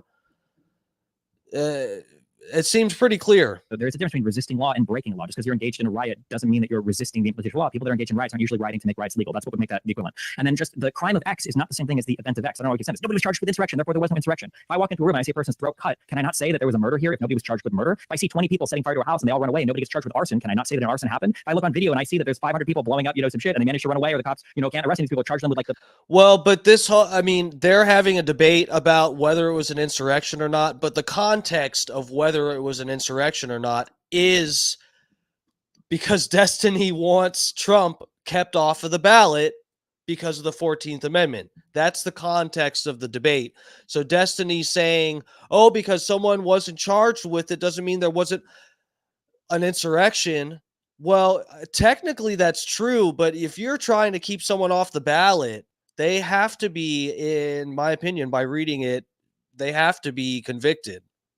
The formal, crime of rioting doesn't matter that no one gets convicted of that because as it said when I checked on Google there, it said it's difficult no one's been convicted. It's a difficult thing to convict people with because of freedom of speech, because of the First Amendment. So was no riot that took place. The crime of X is different than the event of X. And right now, we're talking about if January 6th was an insurrection. Not did any individual person engage in the criminal behavior of insurrection. That would be a separate conversation. If we want to have that conversation, we could, but we would have to first concede that an insurrection did indeed take place on January 6th. And I believe that the Colorado Supreme Court engaged in good analysis and they decided that an insurrection had taken place because it comports with all 4 elements that I gave to an insurrection that were commonly understood in the historical and legal record around the time that the 14th Amendment was passed, when they were putting insurrection in the Section 3 of the 14th Amendment to prevent prior oath takers from holding office again would engage in insurrection. Okay, so that completes round 4 of the 3-minute uninterrupted rounds.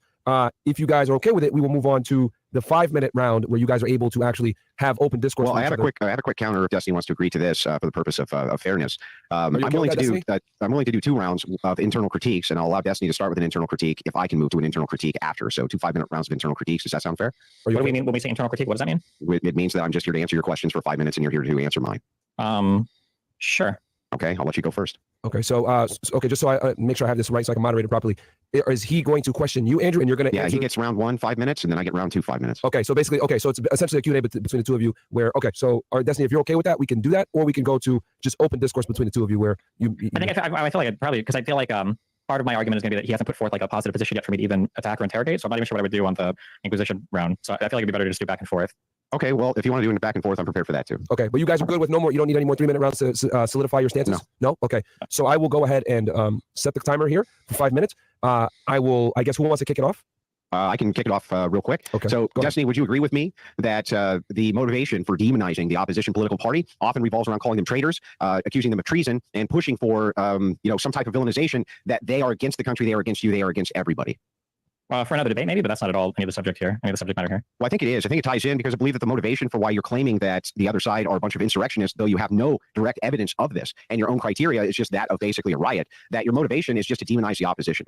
Sure, but this isn't a debate over my motivation. I could be motivated by 100 million different bad faith factors, and literally none of them would be relevant to this conversation. It could be the fact that the DNC actually paid me money to give this precise argument, and Kamala's on the phone with me right now, and it wouldn't have any impact on this particular debate. I think it would. I think that the motivation for why you're making the argument itself would have an impact on the debate. But I am willing to concede that if you just want to keep it to the material, we can. Let's move over to point 2 then. Point 2, you say resisting any law or interference with the course of a government proceeding wouldn't fit rioting itself. How does that not fit rioting itself? Of course it does.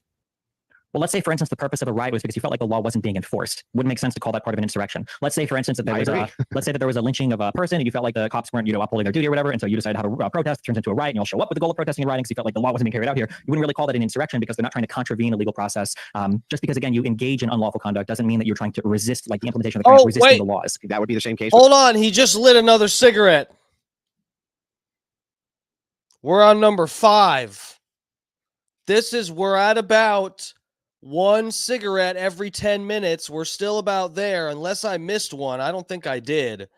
But Andrew Wilson just lit another cigarette. We are on cigarette number 5, ladies and gentlemen. Cigarette counter for the debate. With insurrection, then.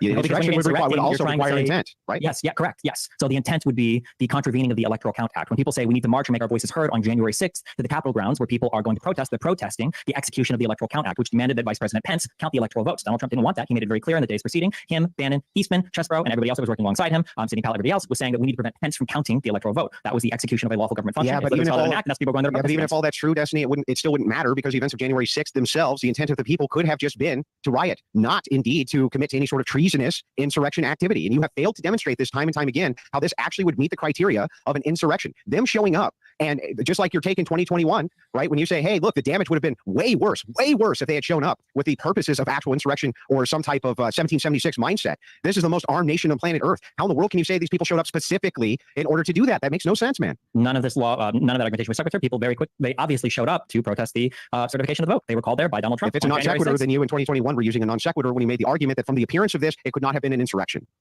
2021 Destiny was incorrect because 2021 Destiny didn't have the historical context to understand an insurrection. If you want to bring him on here and talk to him, you can. I am talking with to everything. not you. I am 2024 Destiny. I've learned more things. I've done more studying. I've read more papers. And I've done more research on this. There is actually a strong understanding of what an insurrection is, and there was a strong historical understanding of what an insurrection is. And the idea that a bunch of people were called on January 6th, the date wasn't a mistake. When Donald Trump sent them down to the protest and he said we need Mike Pence to do the right thing, what was he talking about? He wanted him to contravene the law, and that's what people marched down there to do. Donald Trump said 30 minutes before this began that this needed to remain a peaceful protest. No, he didn't. He never said that. He did. I actually have the tweet. I have the tweet. He did say that. In the speech, he said to fight like hell. And in the speech, he said that we need to go. I'm talking about his tweets. Why would a person put out a tweet to be peaceful if their intent was insurrection, Destiny? Why would a person call a protest on January 6th? What do you think they were protesting? What do you mean? They call protest. People call protests all the time. That doesn't mean that we're not talking about other protests. I'm asking you, what was the purpose of the protest on January 6th? The purpose of the protest was to go out and show support for Donald J. Trump. For what? Well, there was a variety of reasons. I think. No, wait. Are you telling me we can't? I'm going to give you a variety of reasons. You can't say no. Are you saying there wasn't a variety of reasons why people didn't show up? Nope. I think there was one clear reason. Oh, there's only. So Destiny is doing a lot of. He's doing a lot of. What should we call it? Work. He's trying to gain a lot of ground by arguing that all these people were there to protest the certification of the vote and they got fucking pissed off when Mike Pence wouldn't resist the certification. You know, just because Trump thought that was, you know, this is what, if you're doing any kind of like fair or charitable interpretation of Trump's actions, you would say, oh, well, Trump thought that was actually, and other people did too. It wasn't just Trump or people on Trump's side. I do feel like I remember Democrats, like different people tweeting and or posting that were on the left or Democrat voters worried that legal theory could work. It was a theory that, you know, Trump and his lawyers or his team or whatever the fuck thought that Pence did. It wasn't just a ceremonial thing that the vice president, you know, I don't know what the exact term, but certifies the votes, I guess, the electoral votes, that they thought Pence could legally resist that. And he would be doing that just on the basis of that they have a lot of issues, concerns about possible voter or / election fraud. So it's Destiny saying, well, because that theory didn't turn out to be a good legal theory and the crowd got pissed off because Pence didn't do that. And so people in the crowd talked about hanging Mike Pence, and then they got pissed off and broke into the Capitol building. So all of that, the violence, is Trump's fault because he had this bad legal theory about that, or, you know, whether the theory is true or not. Pence wouldn't do it. So Pence didn't follow through with resisting these, and thus the whole thing is Trump's fault because he thought Pence could do that. He's doing a lot of work with saying, oh yeah, they went to protest the certification. Well, because people thought that maybe there was a legal means of resisting the certification because so many people were concerned about voter fraud. Unfortunately, that's not, you know, it's not something that's baked into our system to be able to completely and thoroughly challenge the authenticity of the electoral votes or the number of votes in different places or how they were counted or any of that. We can't, our system doesn't function well enough to be able to say, okay, a lot of people have a fucking problem. A lot of people, and we got to figure this out before January 6th. And it just didn't fucking happen. One reason why everybody showed up. 10 seconds. Correct. 10 seconds. Okay, what is the one clear reason? There was not a variety of reasons. Some people didn't show up just because they wanted to see what was happening. Some people didn't show up just to support the president. Some people didn't show up because they really like to go to protest. Everybody showed up for one reason, right? I didn't say everybody showed up for one reason. I said they were called there for one reason. That was to protest the certification of the election. Guys, that is time. I'm happy to let this play out longer if you guys want. This is okay. People who moderate debates, just listen up. You don't. Obviously, both of these guys are going to say, yeah, let's keep it up. Can you people, like, I hate when moderators take their job too fucking seriously. Let these motherfuckers talk. This isn't two people that you have to keep them on the fucking train tracks to get where we're going, okay? These guys know how to debate. Just shut the fuck up. And add an extra minute to the clock. Are you guys okay with that? Yeah, we can have an I'll add an extra minute to the clock, and this is still round one of the open discourse, but just try to limit it to 1 minute, and then we'll go into round two of it, and we can go from there. And if we need more rounds at the 5 minute mark, we can absolutely do that. So I have a problem with him ascribing motivation to all. He says there's one clear reason why everybody showed up. That's clearly not true. That doesn't even logically make sense. He could never demonstrate in a million years that there was only one clear reason why everybody showed up. That's a nonsensical argument, Destiny. That's not the argument that I'm making. If the debate is whether or not January 6th is an insurrection, not did every single person on January 6th engage in the crime of insurrection, or did every single person on January 6th go with the intent to commit an insurrection? There was one clear reason. I said that there was a clear reason why people were called there, because there was. Donald Trump called people there to protest not on January 5th and not on January 7th and not in a random part of DC and not in a random part of the country. He called them on January 6th to the ellipses that was less than a mile walk away from the Capitol building, which is where he sent every single person after his speech. He called them there on the day of the certification of the vote. That doesn't tell us their motivation. Trying to pressure Pence to overturn the election. He told them that they need to go and protest for the lawful slates of electors to be counted, the illegitimate ones that he submitted, and people went there. Even if I engaged in violent behavior, and they managed to delay the certification of the election. Which is exactly. So then do you admit that? No, I don't admit anything. Even if I grant your logic, they happen to do every single thing that insurrection calls for without actually engaging in insurrection. Guys, give me a chance to respond. So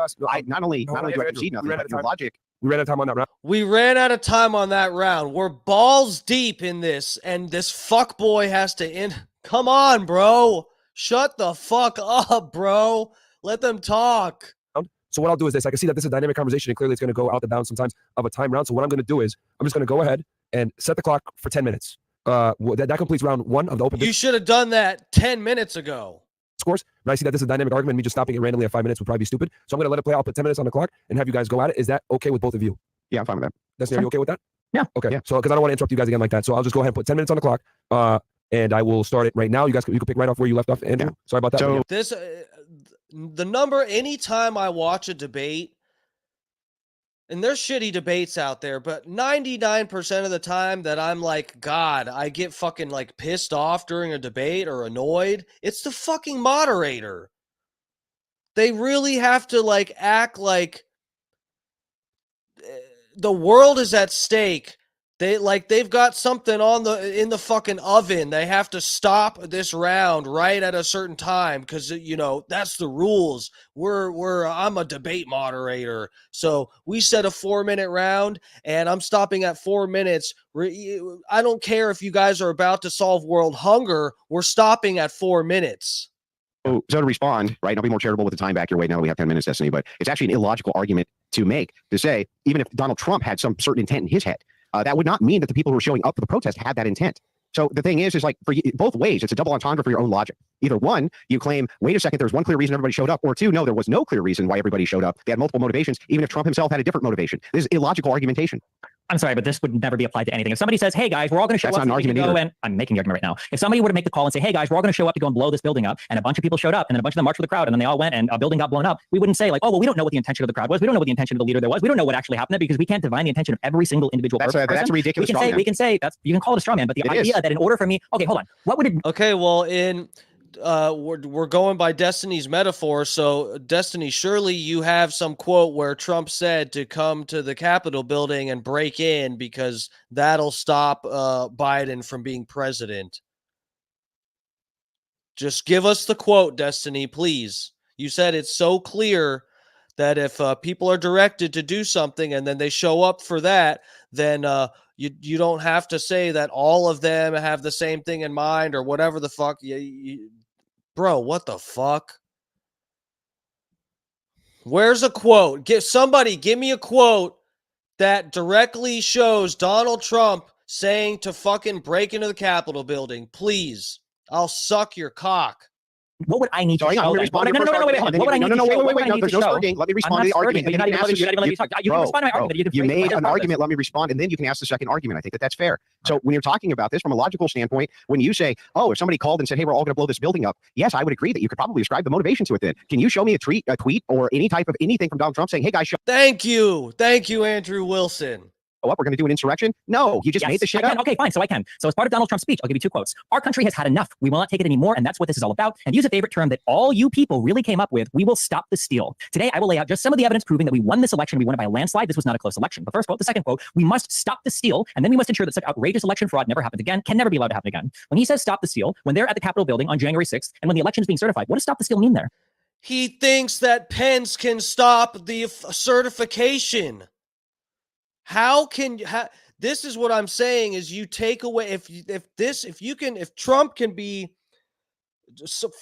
convicted first off, but then also stopped from being on the ballot, either or both, that is a violation of freedom of speech.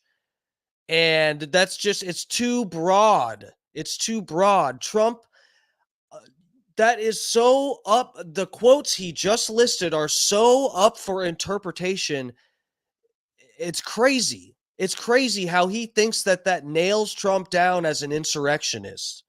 We just talked about that he thought Mike Pence could stop it from happening. And he's saying, what do you think stop the steal means? Obviously, he's telling the crowd to break in and take a shit on Nancy Pelosi's desk, right? Holy fucking shit. Wait a second. So first of all, you're attributing to Donald Trump's rhetoric here something which he may not have intended. None of that actually shows or demonstrates that he was calling for an insurrection on the Capitol. You are just kind of ascribing that motivation onto it for the purposes of convenience. You have to show me there where he calls, like your example was, if I say we're all going to show up and blow up this building, that was your example. Andrew Wilson's dunking on him right now. I'm telling you guys, I'm about as unbiased as anyone can be. Anybody that would be watching this. I'm telling you guys, everybody else that's done a review of this debate is way more on one of these guys' sides than the other and is not scoring as evenly as I am. I'm telling you. I've followed Destiny for like 2 years almost now. Andrew Wilson, I'm not that familiar with. I started, to be fair, or to be honest, I started following Andrew Wilson after he debated, the fuck is the comedian's name? Dave Smith. He debated Dave Smith like a couple months ago. Like maybe it was like less than 6 months ago he debated Dave Smith. I've been following him like since then. I've seen a couple things before that, but I've been following Andrew Wilson since then. I'm a fan of both of these guys. I'm sorry, Andrew Wilson's dunking on you with this one right now, Destiny. I'm being as fair as I can fucking be. And then people show up and do it, we can understand their motivation. I agree. You have to show me where he says, okay, guys, we're all going to show up and do an insurrection. You can't then take words that don't say anything about an insurrection and say, but I think he meant that, though.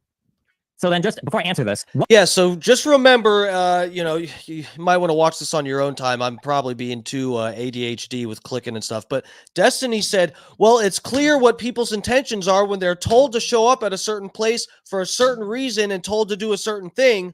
But Destiny doesn't have that in Trump quotes, where people are directly told to show up. He's got that. Come to this speech, January 6th. Come to hear Trump talk, and he doesn't have the part where Trump says, and this is a Destiny's analogy that he used before, that people, you can infer their intentions when they're told to come someplace for a certain reason and to do a certain thing. You don't have that in Trump quotes. You have the crowd being told to be there on a certain day, and then you use a bunch of creative interpretation of Trump's words to infer that he is telling people he's dog whistling. You're using the dog whistle to tell people to break in and fucking, jerk off walking around getting a tour from the Capitol Police. Give me a fucking break. Where is the quotes? Where are they? What would I have to show you to show that an insurrection was what Trump was planning? You would have to give me the criteria first and foremost of something which fit the criteria of an insurrection better than some other thing. And you would have to make it refutable to that thing from what people were charged under. So if the criteria is, I'm going to give you what I think an insurrection is, and if it's a different criteria better than an insurrection, and under that criteria, that's what people were basically charged under, then it sounds like the other thing makes more sense than an insurrection. Just to be, I'm not going to write another one down, but I think we missed Andrew Wilson lighting another cigarette, because the one he has is very long and it's lit, and it was the last one he lit was like over 10 minutes ago. There's no way that's the same cigarette. I should put another one down on the cigarette counter. So are we going with the argument that for X event to have happened, like some person needs to have been charged with the crime? No, your logic there is faulty as well. Why do you have the second element there? Let me respond. You can't just talk for 20 minutes and then as soon as I say one sentence, you can't ask me a question and then move to another question. I can ask you a question and then ask another question as part of my question. Yeah, but I wasn't even able to respond. You gave two elements to what I needed to prove. The second one was I have to show why people weren't charged with crime. I've answered this thing 50 million times. We can sit on our justice point if you want. Just because somebody has been charged with the crime of X doesn't mean that an event related to X didn't occur. This is true. Yeah, but the opposite would equally be true. The opposite is also true. Just because they weren't charged with the crime of X doesn't mean they committed the crime of X either. I'm not making that argument. You're using this argument as a way to negate my argument. Yes, because I'm not making it's called a counter argument. Yes. No, hold on. That would be like you saying John couldn't have murdered Jane because John wasn't there, and then I say, well, no, that's not true. And then you going, well, just because John was there doesn't mean that he murdered Jane. Nope, the opposite. That's not the element that I'm giving. The opposite is true. I've given you four clear things. Wait. No, wait. Hang on. The opposite is true. An argument that, or give me a definition of insurrection. Stop. Hang on. The opposite is true. I'm not saying that. So you say, oh, John murdered Jane, but that can't be true because he also may not have murdered Jane. You're making the claim John murdered Jane, and so I say, okay, that's your claim that he murdered Jane. Can you define for me what the criteria would be in which you would consider this to be murder? And you go, well, and then you define for me something that is not murder or fits some other criteria better. Would not a rational human being, including you, take that and understand? Wait, if it fits this other criteria better, it probably isn't actually murder. What part of can you give me an example? I'm just curious, and I shouldn't even engage with this because just up to this point, you've given me no definition of insurrection. You seem unwilling to. It's not my burden. Yeah, I understand that. But I'm just saying you've given me no definition of insurrection. I'm giving you nothing. So my question would be, can you give me a riot? Can you give me a riot that would fit all 4 points that I've given? Not my burden to do. Well, then you must accept my definition of insurrection. I don't need to accept. Why would I need to accept your definition? Because you're saying that my definition of insurrection isn't valid because it also applies to riots, and I'm telling you very clearly, no, it doesn't, because riots don't typically happen in a planned manner to contravene the execution of some government function or the implementation of some particular law. That's not what your definition says. Your definition says under point 2, resisting some law or interfering with the course of a government proceeding. Yeah, so you're just changing your definition. I'm not resisting. Do you think that resisting a law is the same thing as breaking a law? I think that it could be synonymous inside of people's minds, but no, I could see the distinction with merit. But when you say resisting any law or interfering with the course of a government proceeding, that sure sounds like a fucking riot to me, Destiny. Okay, can you give me an example of a riot where that happens? Where BLM burned down a police station. That seems like it's resisting the law. Yeah, so that's what law were they resisting the implementation of? What the law of arson, the law of rioting, all sorts of laws. So you're telling me that those riots were trying to make it so that arson was legal? Can you point me to a tweet? Can you point me to a statement where somebody was saying we're rioting because we think that the laws against arson wait a are second. illegal? Can you show me in your definition where it says that the purpose of the insurrection is so that they can make something else legal? Because that's nowhere in your definition, doesn't it? Resisting any law or interfering with the course of a government doesn't say anything about making something else legal. You just made it up. No, you're saying that they're resisting the law of arson. Nobody's arguing that the law of arson is bad. Just because you're breaking a law doesn't mean you're resisting the law. What's the or? 3 minutes. 3 minutes. It says, or interfering with the course of a government proceeding. Would you not consider if somebody interfered with the FBI, for instance, for that to be interfering with the course of a government proceeding? Or if somebody interfered with police officers, that would be interfering with the course of a government proceeding? Police officers are not federal police officers. If you want to talk about interfering with, if you want to talk about, if you want to, where you are, because we're talking about January 6th. We have your definition. It's not required. Where did January 6th happen? But we have your definition. Why would I be arguing about the definition of an insurrection in a state when we're talking about an insurrection that happened? Well, then can you show me in your definition where it says it must be federal for an insurrection? I don't need to. We're talking about insurrection. Well, then if it doesn't matter. So then any of the criteria which would apply at the state level would still apply at the federal level for rioting. It's the same thing. I don't know if insurrections are state defined. I'm not aware of that in historical record. You can't have a state insurrection? I'm not aware of some. Can you show me where in the historical record? I'm just asking why you couldn't have one. Because I'm not aware of any having occurred historically. That doesn't mean you couldn't have one. You just claimed that it's possible. I didn't make a claim. Oh, okay. Then no one is claiming here that an insurrection is. No, you are making a claim. You're making a. How could you? Of course, you could have a state insurrection. I should try and like hammer out my own definition. The interfering with a government proceeding, that the resisting the law part is where it gets murky. The interfering with the government proceeding as part of Destiny's definition, that sort of does make a little bit more sense to me, where you could say it's a clear-cut line of insurrection, like you're stopping the government from functioning. It's more than just stopping the fucking police from enforcing a law, so to speak. Claim I'm making a positive claim that there could be a federal insurrection because I have a historical record of there being statements about insurrections federally and historically. I've never had a statement about a state insurrection. I'm not aware of any of those. If you are aware, not being aware of any doesn't mean that the criteria could not. This conversation is very nebulous, Junior Coltrane. Yes, that's what it is. Apply to a state insurrection, correct? That's correct, but we're talking about an insurrection that happened on federal grounds. So we're I agree, but your definition doesn't require federal anything. That's not what your definition requires. Okay, I think if the only holdout you have is that your definition of resisting a particular law just means that you are breaking a law, then I think I'm satisfied. No, it's not. Or interfering with the course of a government proceeding. This could be localized or non-localized. It can't be. No one here has made it can be non-federal insurrection. Okay, well, if those are your two holdouts, that you what does interfering with the course of a government proceeding mean? What does that mean? The record that I'm invoking, we're especially talking about things relating to insurrection, and we're talking about the invocation of insurrection, which is my understanding has only ever happened in federal law and in stuff relating to the United States government, not a state government. If you want to show me it happening, or show me a historical record or a state constitution or a state criminal statute that references insurrection, then we can talk about that if you want to. What does or interfering with the course of a government proceeding mean, Destiny? Or interfering with the course of the implementation of the execution of some particular federal law. It has to be federal? Yes, because we're talking about the federal government. No, that doesn't mean it. Hang on. Yeah. So you're doing a classic kind of Destiny bait and switch, where you say in this particular case it would, because that's what we're talking about. Okay, that's fair, but that doesn't mean that that's what the definition says. The definition itself does not say that it must be federal. It doesn't say that. Agree with my definition. Why they are this point I think is a little bit nitpicky, and I don't see why it would have to be federal. And to Destiny's point, I mean it's I'm arguing more in favor of Destiny, like on Destiny's side a little bit with this, that the federal thing shouldn't be such an issue. I mean, I don't agree that to interpret Destiny's definition, you would have to say it's federal, a federal proceeding, federal law or whatever. I don't agree with that, but I don't think it has to be. So I don't know. You could stop a legal proceeding of a state law, right? I don't. Maybe am I fucking stupid? Am I missing something about Destiny's point here? Somebody. It doesn't say that anywhere. What does or interfering with the course of a government proceeding mean? What does it mean? That real quick, guys. That is 10 minutes. What I could do is, because I see that there's a discussion here between federal, if an insurrection can be federal or state, I will go ahead and reset the clock. I think maybe this is something that we can kind of hone in on. Can an insurrection be, obviously we're talking about it from federal level, but can also be at a state level. Do you guys want to shift that conversation to there and make this round specifically for that? Are you guys okay with that? I don't know. State insurrection, I'm just not even aware of that even being a thing. I don't think I've ever heard of that. Okay, were the DC cops local? I'll put the clock for 5 minutes. DC cops were federal. No, all of them were federal, eh? The District of Columbia is federal. So they have no state police there at all? What state police would they have there? I don't know. I'm just asking. I don't believe so. No, I'm pretty sure even the National Guard there directly, like the chain of command goes up to the president, not a state governor. Did states have state governments? Yes. Okay, well, I don't understand why you couldn't have an insurrection against a state government by this You should definition. consult the historical record and come with an example next time. Well, just because you never have, I'm asking you if you can. I'm not here to debate whether or not you can have an insurrection against a state government. Well, I don't understand if your definition doesn't because January 6th. No, this is like asking if a murder occurred on January 6th. In that case, I would only be talking about murder as it's defined in federal law, not in state law. We're talking about an insurrection on whether or not January 6th was an insurrection or not. So I'm only going to be appealing to federal law or federal historical understandings of insurrection against the United States. So I don't know why we're saying, but what about a state insurrection? I don't know. Not even aware of a state insurrection. Because I've never heard that reference before. This is not semantic. It's legal and it's historical, and that's what the understanding. No, I'm fine with a semantic distinction. I'm not saying there's anything wrong with it. I'm actually just trying to make one. So you agree that that you gave me a definition that it nowhere includes the word federal, correct? I also didn't give you a definition that includes the word human, or that includes the words like in this present point of time and not like in the future or time traveling in the past, or that doesn't include like dimension C138, or that like there's a million other things that I didn't include. Yeah, I don't know what that has to do with anything. Because why would I include the definition of against the United States when we're talking about an insurrection that happened on federal grounds? Because if you want, I can simply add. Okay, well in that case, I will simply add on my second. Aren't you appealing to a state court, for instance? What are you talking about here? Appealing to a state court for what? Aren't you appealing to a state court for this definition? Isn't that what you said? Did I get that wrong? I'm appealing to right now. I'm appealing to federal history. What are you talking about? Well, I'm asking. Where did you get this definition? Let's start with that.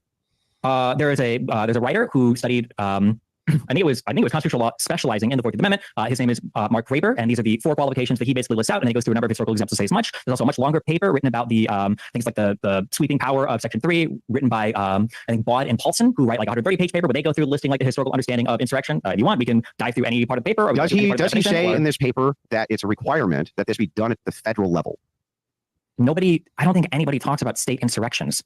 I don't think you can levy war or engage in insurrection against a state. I'm just not aware of that. I've never heard of that brought up before. Yeah, but for instance, like when you say treason, if I were to give you a definition of treason, I don't know if you can commit treason against like the state of Iowa. I think that's only a federal crime. I have no idea either. That's why I'm asking. Well, I can't say for sure because maybe there is evidence out there, but I don't prepare to debate that because there's a debate about federal. All I'm doing is doing an internal critique to try to figure out if this is consistent across the board, your definition. I'm not even saying that there's necessarily anything wrong with it, but what I am saying is that there's something wrong with the fact that it seems to fit rioting far better than it would in insurrection. So if we go over these one at a time, an assemblage would fit a riot. That's what Destiny says. By force or intimidation fits a riot. That's what Destiny says. It's an assemblage of people for a common purpose. Yeah. Okay. An assemblage of people. Yes. Right. So they come for a common purpose. Okay. And then 2 is to resist any law or interfering with the course of a government proceeding. Right. Resisting a law. That's not just breaking a law, but you're there to resist a particular law. There's one you really don't like. And then 3, you're showing up. Yeah, but wait, we have the or there. We have the or interfering with the course of a government proceeding. Wouldn't that be even resisting police? Wouldn't that qualify for that? No, a government proceeding would be like the Senate confirming like an officer of the executive agency. You would have to demonstrate that. I don't believe that that's true. I think that you can interfere with government proceedings, even absent there being some actual proceeding that you're interfering with. I think that if you would like to introduce localized laws, that's fine. And if you would like to introduce your own unique definition of insurrection, you can. Why do I need to do that? We have. I'm unaware in the historical record of anybody suggesting that interfering with police officers is a matter of insurrection or can lead to an element of insurrection. Are there laws against rioting? I don't know. I'm not sure. I know there's laws against like things that happen in writing. I don't know if there's a law of writing. Are you resisting those laws when you're writing? No. You're not resisting those laws when you're writing? No, unless you're literally writing to say we should make writing legal or we need to get rid of the prohibition on writing. And that is why would that be a qualification to resist the laws? Because breaking the law and do you acknowledge that breaking the law and resisting the law are not the same? Well, tell me what the distinction is so I'm not confused anymore. Breaking the law is when you do something that's illegal, and resisting the law is saying that this particular law. No one gives a fuck about your clock, bro. Shut the fuck up. Law shouldn't exist. Yeah, okay, but if you're let them cook. Rioting, how do you go about resisting a law? Well, you could riot for the purpose of overturning a particular law. You might say, but you're resisting other laws then, right? No, you're not. You're not saying that rioting should be made legal. Yeah, but even if you weren't, you would still be resisting laws that were on the books against rioting. So if I can't divorce, okay, we can just disagree here. You think that resisting and breaking the law are the same thing? I didn't say that they're the same thing. I said that necessarily, if you're rioting, to resist some other external law. So let's say I think that. Hold on. Do you agree? Do you agree you can engage in writing? No. Do you agree you can engage in writing and accept that you might get arrested for writing? Yeah. Then that defeats your entire argument. You can engage in writing without resisting the law of writing. Yeah, but actually that makes my argument. That makes my argument. So the thing is that even if I can see that it's true, that you could be, writing with the expectation that you get arrested for this X thing, right? You could do this for murder as well. You could do this for basically anything. You commit any crime with the expectation that you could be arrested for the crime itself. But that would not say that you're not resisting whatever the current laws were that were on the books about that crime. You're saying that the necessity here is that you are resisting some other thing. Fine. But you're also resisting laws by the very nature of rioting. So I don't know why you would have to have something which is externalized while you yourself are still breaking laws. I don't think. How are you resisting the law? How are you resisting laws of writing by writing? Well, what does resist mean to you? So assuming, resist? Yeah. So assuming, I can give you an example of this. Let us assume for a second that people are writing in an abortion clinic because they want abortion overturned. I think this is the spirit of your argument, right? So they're writing in an abortion clinic. They want abortion to be overturned. You would agree with me then that they are pushing against abortion, but they're still breaking laws while they're rioting, right? So they are resisting current laws, even though they're resisting another current law. And I don't think that you would consider that to be an insurrection, even though it could fit all of the criteria of these elements. It's an assemblage, for sure. you're resisting some other law that you don't like, or you're interfering with the course of a government proceeding, you would say that that fits criteria too. You would say that this is by force or intimidation, and you would say it's for a public purpose. But that clearly is not an insurrection, Destiny. The issue is that like abortion is not like this isn't a federal law. I could just grant you that we can move to the state example since you seem unable or unwilling to differentiate. Let's assume for a second that it was. Let's assume for a second it was a federal law. Okay, you know what? Actually, we can do that. Let's say that the federal government passed a law either allowing or not allowing all abortion. Okay, the government either allows it, everybody can have abortion whenever they want, or nobody can have abortion. Okay, let's say that I gather a group of people and I say, listen, okay, fuck this abortion law. We're all going to get together. And we're going to go protest. Okay, and we're protesting. The goal of our protest, all right, is we want. Was that another cigarette? It was. That was. We're on at least number 6. I think I missed one, but to be fair, I have counted 6 so far. So cigarette counter for Andrew Wilson. So far in this debate, we've got 6 cigarettes. That's around an average. I'm pretty sure I missed one, guys. We're at an hour and 12 minutes. If I didn't miss that other one, we would be exactly at 1 cigarette pretty much per 10 minutes. I think I missed one, guys. I'm sorry. Well, no, I didn't have one job. I have multiple jobs here. I've just spontaneously decided to count how many fucking cigarettes this guy smokes. And it's not as easy as it sounds. Want to get rid of the abortion thing, whether it was passed or made illegal. Okay, we want to get rid of this law, and we're going to show up with a whole bunch of fucking people, and shit's going to get rowdy, and we're going to, we know what we're doing. Okay, it's a day in Capitol Hill, but they're going to send a law to whatever. We march down there, and in the course of protesting, like it becomes a riot, and the riot and everything there was because of that particular law being signed into practice. I would say, yeah, that was an insurrection. You showed up with a group of people, you're resisting the passage of some particular law, you're showing up through force or intimidation, and you end up exercising that, and then it's for the public purpose of a particular law that impacts everybody in the United States. I would say that is an insurrection. Yes. Would you say it's not? So if would you say that that's not an insurrection? Yeah, I would say that it would not be an insurrection, at least by this criteria. That would just seem to me again to be a riot. That would seem to fit the criteria again of a riot better than an insurrection. I still can't exactly figure out the delineation point. I'm trying to. And now, to be fair to you, it is nebulous. I understand it's nebulous, but I'm also not the one who's making the. See, we could. I hate to be cutting this off too much, but I'm trying to do more than just watch this fucking thing, and I do have my own thoughts on this shit. When it comes to the abortion clinic example, Destiny has now. We've thrown out, like I said, the federal distinction is really unnecessary, I think. And they've thrown it out at least for the purpose of this hypothetical situation with the abortion clinic. So they're saying that they're taking this analogy with the people go to riot stop an abortion clinic or whatever the fuck. We could all agree that that's an insurrection. We really could, but then you have to remember we've got to tie this back to the Trump situation at January 6th. So, like I said, this goes more along with how I stated at the beginning of this video. I said, I think it was technically probably an insurrection, but it wasn't Trump's insurrection. There's other people in the crowd that wanted to use violent force and break into the Capitol, and they were LARPing and thought they could maybe stop the proceedings from happening because they're fucking idiots and they think it's that simple to overthrow the U.S. government. It's cute, but it's completely stupid. And so it was an insurrection. So if you leave Trump out of the equation because he never told people in the crowd to go do anything violent, to stop any legal proceedings through violent or intimidating means, Trump never said to do that. So it doesn't match up with the abortion clinic example, that the analogy these guys are going with right now, debating on, because you can have the whole abortion clinic analogy, leave Trump out of it, and that's, you have the crowd and people in the crowd that instigated violence. Say, well, I could talk about feds. I haven't brought up feds being in the crowd. I don't need to have this debate. I could, but I don't need to. So either way, you have these radical people that are within the crowd and don't make up the whole crowd. They are within the crowd and they instigate violence and think that they're actually going to break in and stop something from happening by violent means. None of that requires Trump having said anything. All of these people took advantage, whether you could say feds or, we can leave them out, and these violent groups that were within the crowd, the fucking Proud Boys, Patriot, whatever, the fucking Oath Keeper people, whoever the fuck, the people that got in trouble. These people instigated shit. Trump is not a part of this abortion clinic analogy that they're debating here.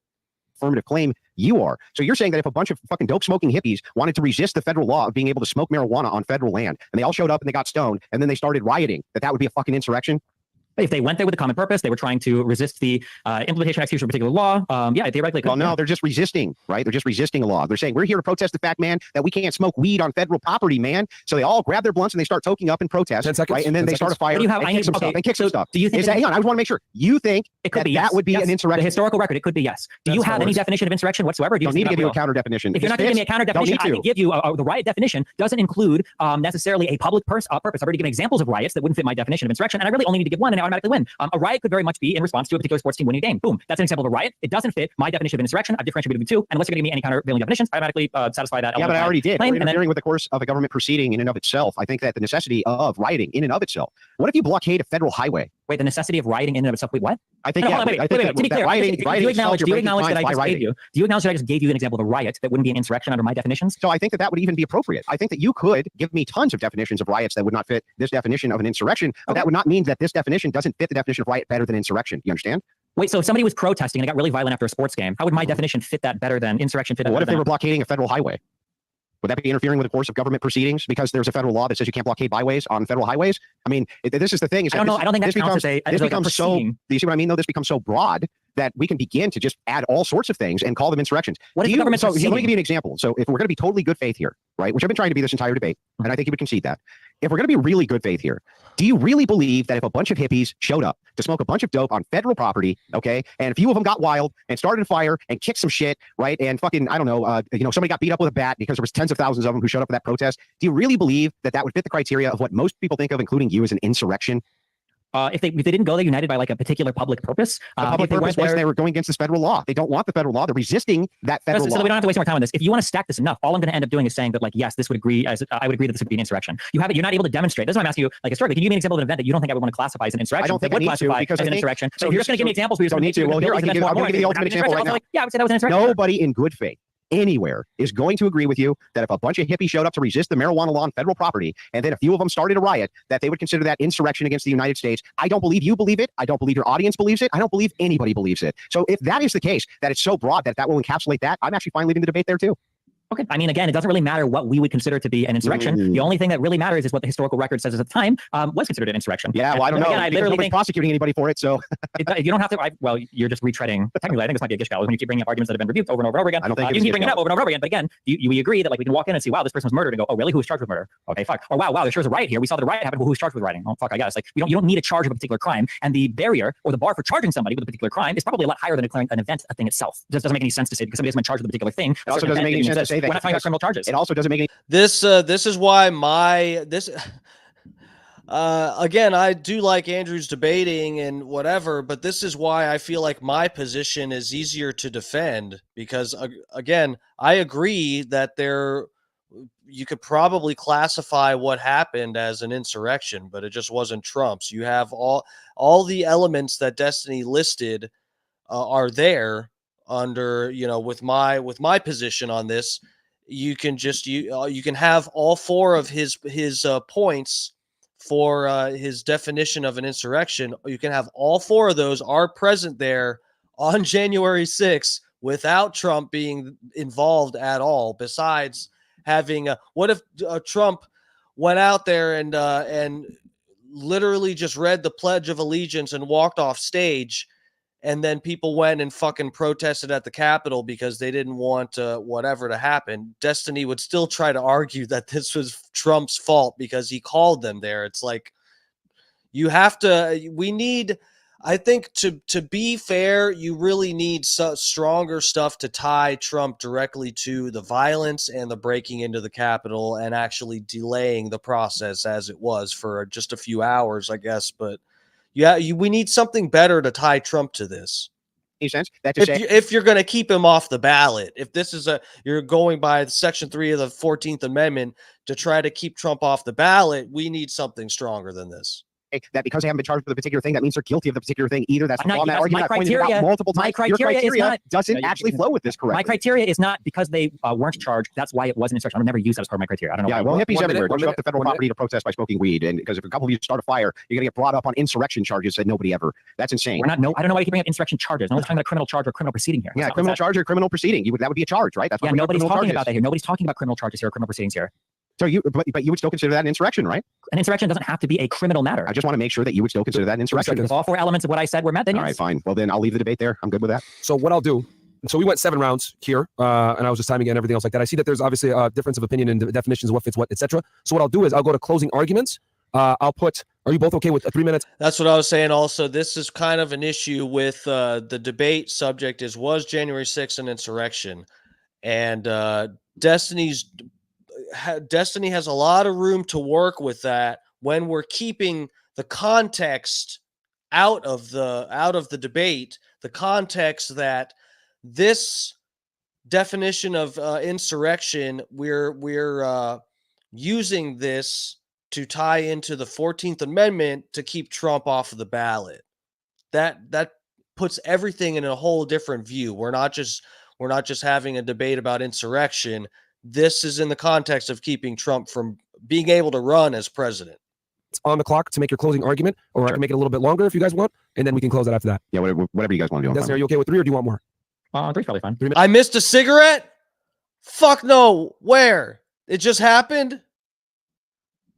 Thank you. You know what? I'm going to write it down. I appreciate it. I really do. Damn it. I can't believe that. I'm getting too distracted by the topic of the debate. I missed a cigarette. He just lit it up here in the corner. Hold up. Oh, fuck. Oh, he did. Bro, thank you. Minutes? Okay. Who wants to go first? I'm telling you, I missed one before, but I saw it. I could see it in the thumbnail part. You can see him lighting it. It pauses right on that part. All right. Anyway, let's go. Well, I opened first, so usually the person who opens closes last. Okay. So, Destiny, I'll turn it to you. I'll put 3 minutes on the clock, and you can put your closing arguments here. And this was a fantastic discussion. Obviously, you have a good debate when the chat is like, if almost 50-50. So I'll go ahead and turn it to you, Destiny, and you can give us your closing arguments, and then I'll go turn it to Andrew. Yeah, I mean, historically, like there have been examples of things that were considered insurrections that were incredibly small in nature, right? I don't know if anybody died at all in the Whiskey Rebellion. I'm pretty sure everybody that got arrested for that was like acquitted. It was just people basically essentially protesting the whiskey tax laws. This wasn't a massive deal that had like explosions and gunfire and deaths everywhere. I think that we just don't tend to view things as insurrections as much anymore because we don't tend to have insurrections as much anymore because that's kind of become the new norm as the United States has, traveled through. I'm not trying to interrupt Destiny here. I just saw your Junior Coltrane. The DC police let them in and gave them a guided tour. That's no insurrection. I think according to the footage, and this is a Destiny talking point here, but I think he is right on this, that the first people that got in weren't let in by the police. They fucking broke the windows and shit and went in. I think it was kind of retarded, the shit that happened on January 6th. It's the how do they say, the horse was out of the fucking barn. It's January 6th, the day the certification is happening, and you've got a fucking shitload of people, angry people there, and some fucking feds and people that want to see violence happen in the crowd.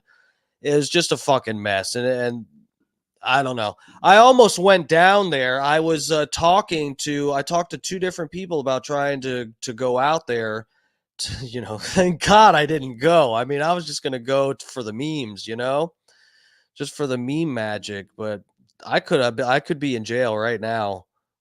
I could be holding someone's pockets in jail right now, someone's butt buddy. That would be romantic. Dirty through time. I think that the 4 elements that I gave, I think were pretty clearly met on January 6th. I think I've demonstrated that we can imagine a ton of events that are riots that wouldn't fit the 4 elements. I understand that Andrew has a really hard time understanding the difference between resisting the law versus just breaking the law. Just because somebody goes out and they engage in rioting doesn't mean that they are trying to resist the law of rioting, that they're trying to make sure that rioting is legal. That's the goal of that particular riot. Oftentimes, riots can be set to come together to protest other types of things where people feel like the law isn't being executed in a reasonable manner. To say that a bunch of people that show up and end up rioting as a result of a protest that's against, like, say, a cop they feel like wasn't fairly prosecuted is the same as a bunch of people showing up to resist the certification of the vote as laid out in the Electoral Count Act. is just not at all the same thing. But we can continue to misread the second element of this, and I understand why, and that's because if you grant the definition or any definition of insurrection, January 6th almost certainly follows from it. And the only way to escape January 6th being labeled as an insurrection is to use either a ridiculous type of definition that literally nobody historically has ever agreed to. And again, you will never find historical citations, people that use these very unique and contrived definitions of insurrection. This guy's gonna smoke a whole fucking pack of cigarettes, bro. I can't fucking believe it. I can't believe this motherfucker's really gonna sit here and smoke a whole pack of cigarettes, man. I can't fucking believe that shit. That is crazy. Andrew Wilson, I just like, bro, get you some nicotine toothpicks, fam. I've done, I value you as a person. I don't want you to die from fucking cancer sticks. Come on, dude. You cannot smoke a pack of cigarettes during one debate. That's not okay. Insurrection, or you set the bar of evidence as being unbelievably high, which is saying something like Donald Trump needed to say, hey, everybody, we're going to go do an insurrection. And absent that, even if he's telling people to fight like hell, even if he's tweeting the day before, Vice President Pence has the ability to overturn the election. Even if he's saying, like, we need to go down and march and fight like hell and take our country, none of these things are going to matter if they don't actually use the word insurrection, which I guess means there's no such thing as an insurrection ever having occurred in all of U.S. history. I would say that if you argue with somebody who doesn't believe in a particular definition, that's not being fair. No, I don't need Trump to have said the word insurrection. All he would have had to do is say, I mentioned it earlier. Oh, well, if you guys went into the Capitol building, the Nancy Pelosi really wouldn't like that. It might actually delay the process, and maybe we could stop this from happening. I don't know. Even if he said something that casual, I would say, Trump, fuck you. You told people, you egged them on to go into the building. Those people got locked the fuck up. You didn't pardon them, and then you fucking left office anyway. I would say, fuck you, Trump. You're a fucking scumbag. You set up your own voters. But that's not what happened. His supporters got tricked into LARPing inside the Capitol building. That's what happened.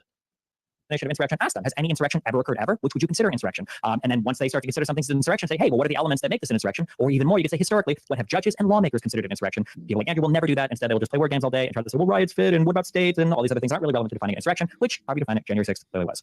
All right. Okay. That was 2 minutes and 30 seconds. I will turn it to you, Andrew, to make your closing arguments. And then, Andrew, from what I understand, you wanted to open up the phone lines, right, and have a discussion with the people after?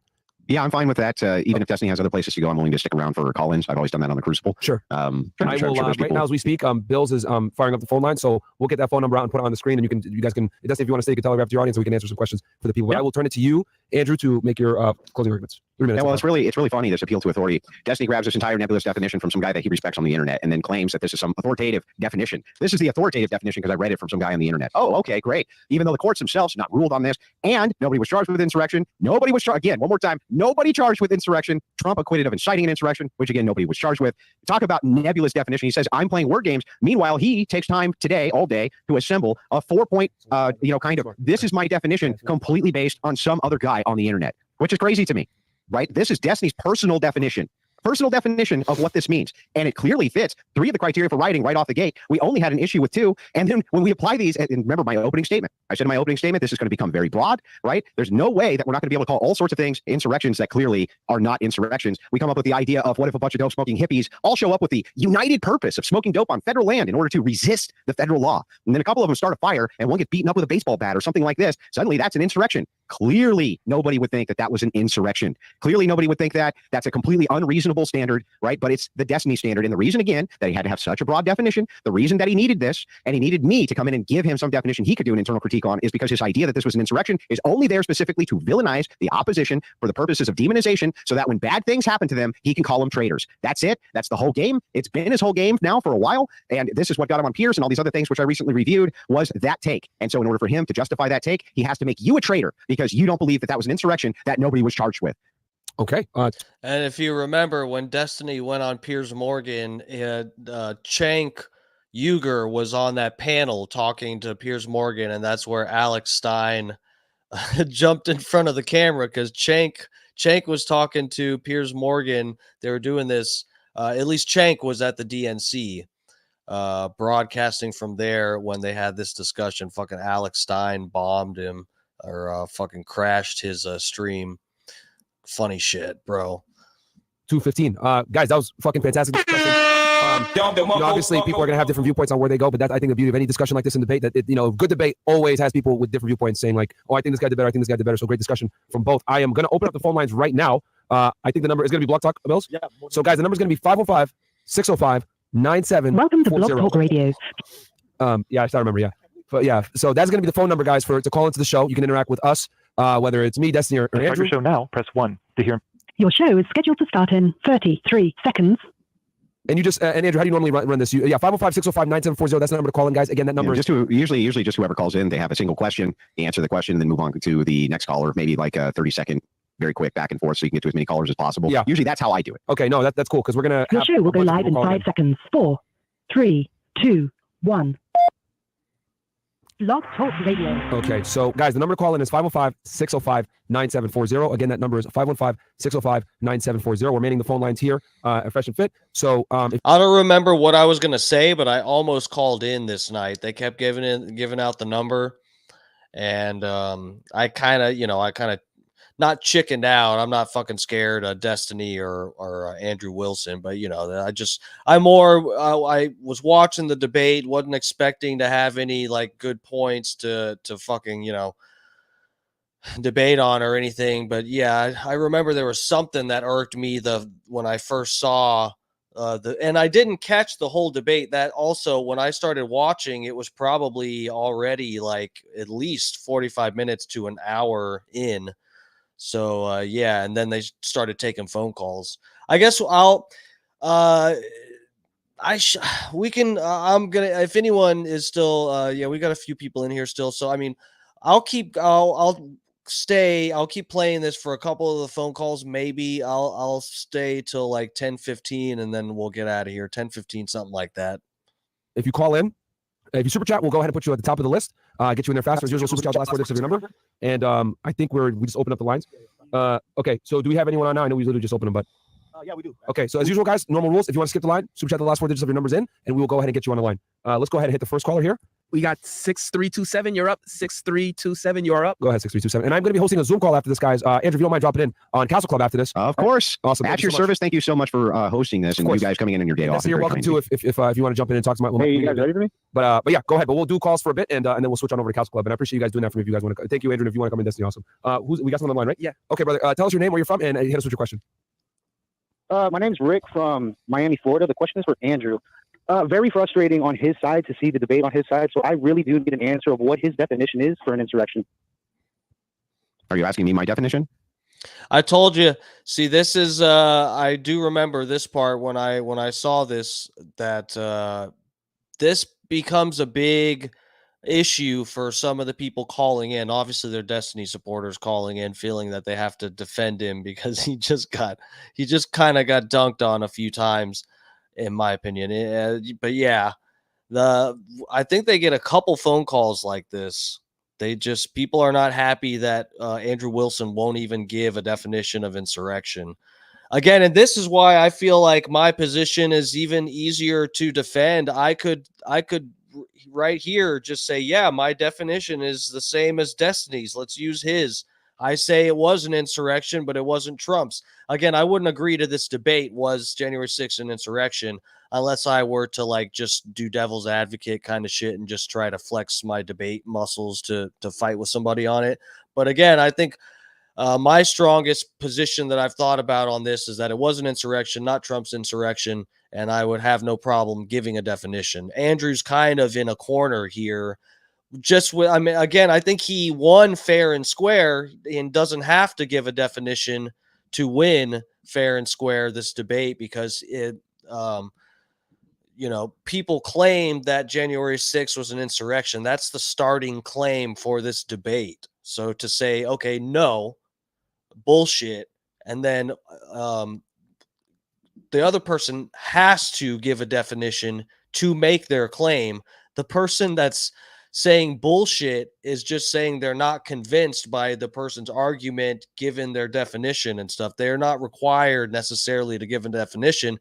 But if you're worried about the way it looks, if Andrew's worried about how it looks that he's not giving any definition, the optics on that aren't great. It's just, it's seen as a weakness in his argument, and when in reality it's not, but it's interpreted that way, I feel. Andrews, I'm asking. Yeah, I'm not going to give you one. It's not my burden.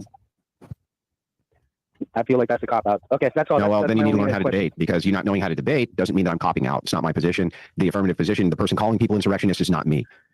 Wait, how are we supposed to have a debate on a January 6th as an insurrection? You don't even have a definition of insurrection. Why do I need to have a definition to note that whatever definition that you could come up with would be too broad to apply to this? That's not a logical statement. Hold on one second. So you came in with some facts. You came in with some points, but you didn't. Okay. Andrew, do you want to respond to him on that, or you want to? I think we missed Yeah, I'm sorry. We were having an exchange. I missed the actual question. I think his main criticism is he wants to know what your definition of insurrection is. Is that correct, caller? Correct.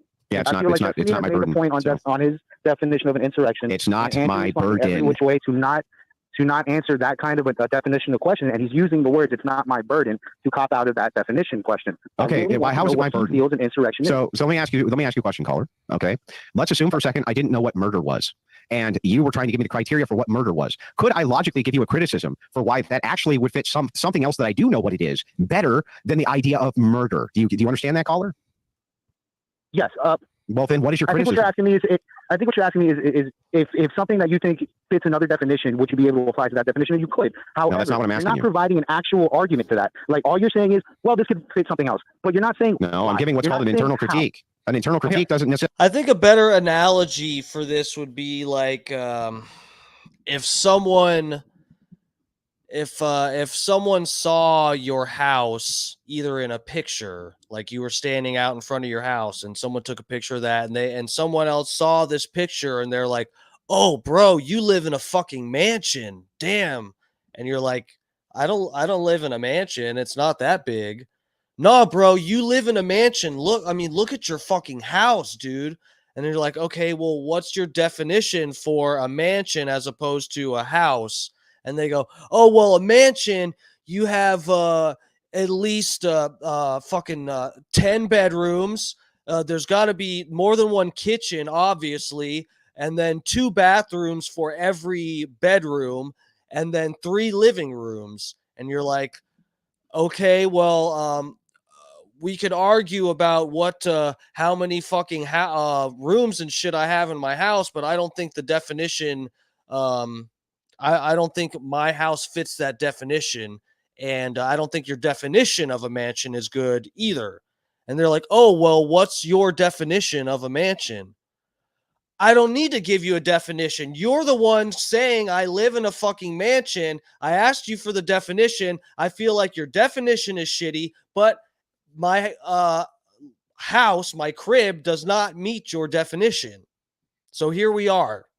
Necessitate an argument. Well, this doesn't make sense. An internal criticism. If the debate has to do with whether or not a person was murdered, if that's the debate, was John murdered, and the entire debate is just you critiquing another person's definition of murder, but you're unwilling to put forth your own definition of murder, the implication is that you were never prepared to debate the actual topic of the debate, which is that's not the implication. That doesn't even make any sense. So, Destiny, let me ask you a kind of question. And my argument is that is arguing in bad faith. That's not only that. My analogy's better, the mansion analogy. Not arguing in bad faith. It's arguing in the best faith. That's, okay, wait. Destiny knew for sure that he had the burden, not me. Destiny's thing. Next call. Let's get the next caller on. Oh, no, wait, hold on, because this has to be answered. Hold on. How could you possibly deal with the topic if you don't have a definition of insurrection? Well, let's try. I was just getting to that. So let me ask you, Destiny. Let us assume for a second that you weren't sure exactly what murder meant. You weren't exactly sure what the criteria was. Another person was calling this group of people a murderer, right? You had kind of an idea maybe of what that was. And so you went to them and you said, "Okay, can you tell me what you mean by murder?" And they gave you some other criteria that fit way better with something other than their definition of murder. Why would that be illogical or in any way unreasonable? That's not illogical and that's not unreasonable, but that would only mean that you would be successful if the debate is Destiny's definition of insurrection satisfactory insofar as defining January 6th as an insurrection. But that wasn't the debate. It wasn't just my definition of insurrection. Yeah, it was. The debate was, okay, wait. So how can do you agree that the prompt of the debate was January 6th an insurrection? Yeah, why does that mean that I have How can you answer that? Wait, do you not have to answer the prompt to a debate? Yeah, so I'm not taking that. I'm neutral on it. It could have been. I was willing to concede. Oh, you have no position? I was willing to concede that it could have been. I said right in my opening, in good faith, I'll make concessions based under A, B, and C criteria if he can make these demonstrations. You never did. Okay, so then just to be clear then, just so we're all, so the prompt for the debate was January 6th an insurrection, and I came in with a positive and you came in with no position. No, it wasn't no position. It was that it's possible that it was. Dude, see, this is where the debate is over and somehow Andrew Wilson starts to not, I wouldn't say lose the debate, but people are going to think he's losing the debate, but it's already over. Because now Andrew has accidentally said that he's neutral. he's neutral on whether or not it was an insurrection.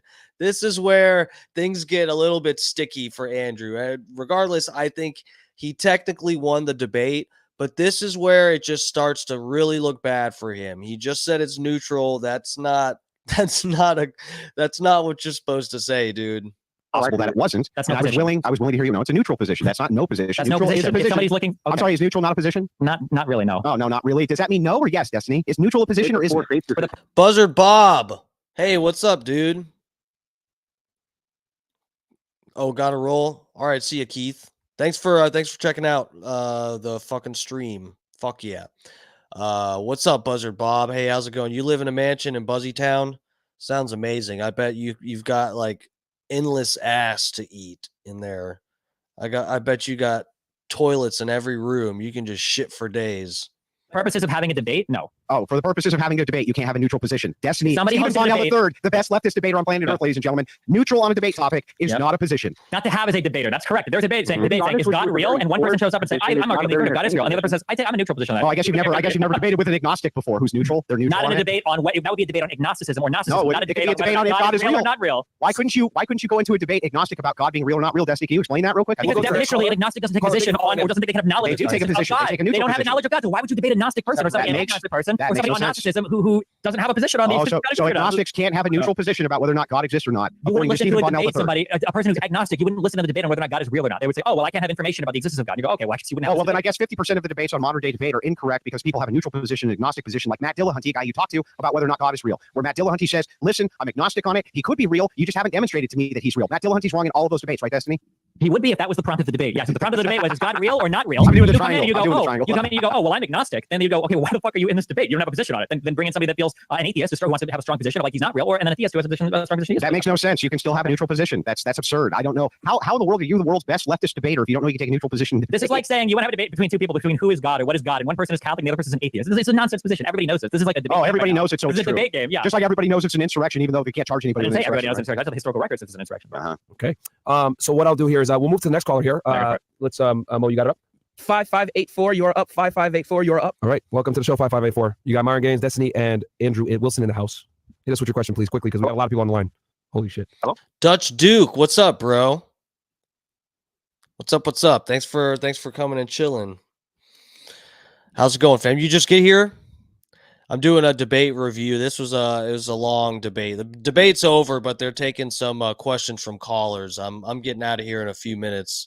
I guess I can stay at like 10, 20. I don't know. I forget how interesting this gets. If it starts to get repetitive with them just asking Andrew for his fucking definition of insurrection, then I'm going to get the fuck out of here. But yeah, Lover. Yeah, what's up, bro? No, so yeah, we're just going to, this is a debate over was January 6th an insurrection. I wasn't a streamer back when this debate initially happened, and I'm reviewing this now because of Nancy Pelosi, the shit that just came out with her, that she took some credit for the National Guard not being there to protect the Capitol building that day.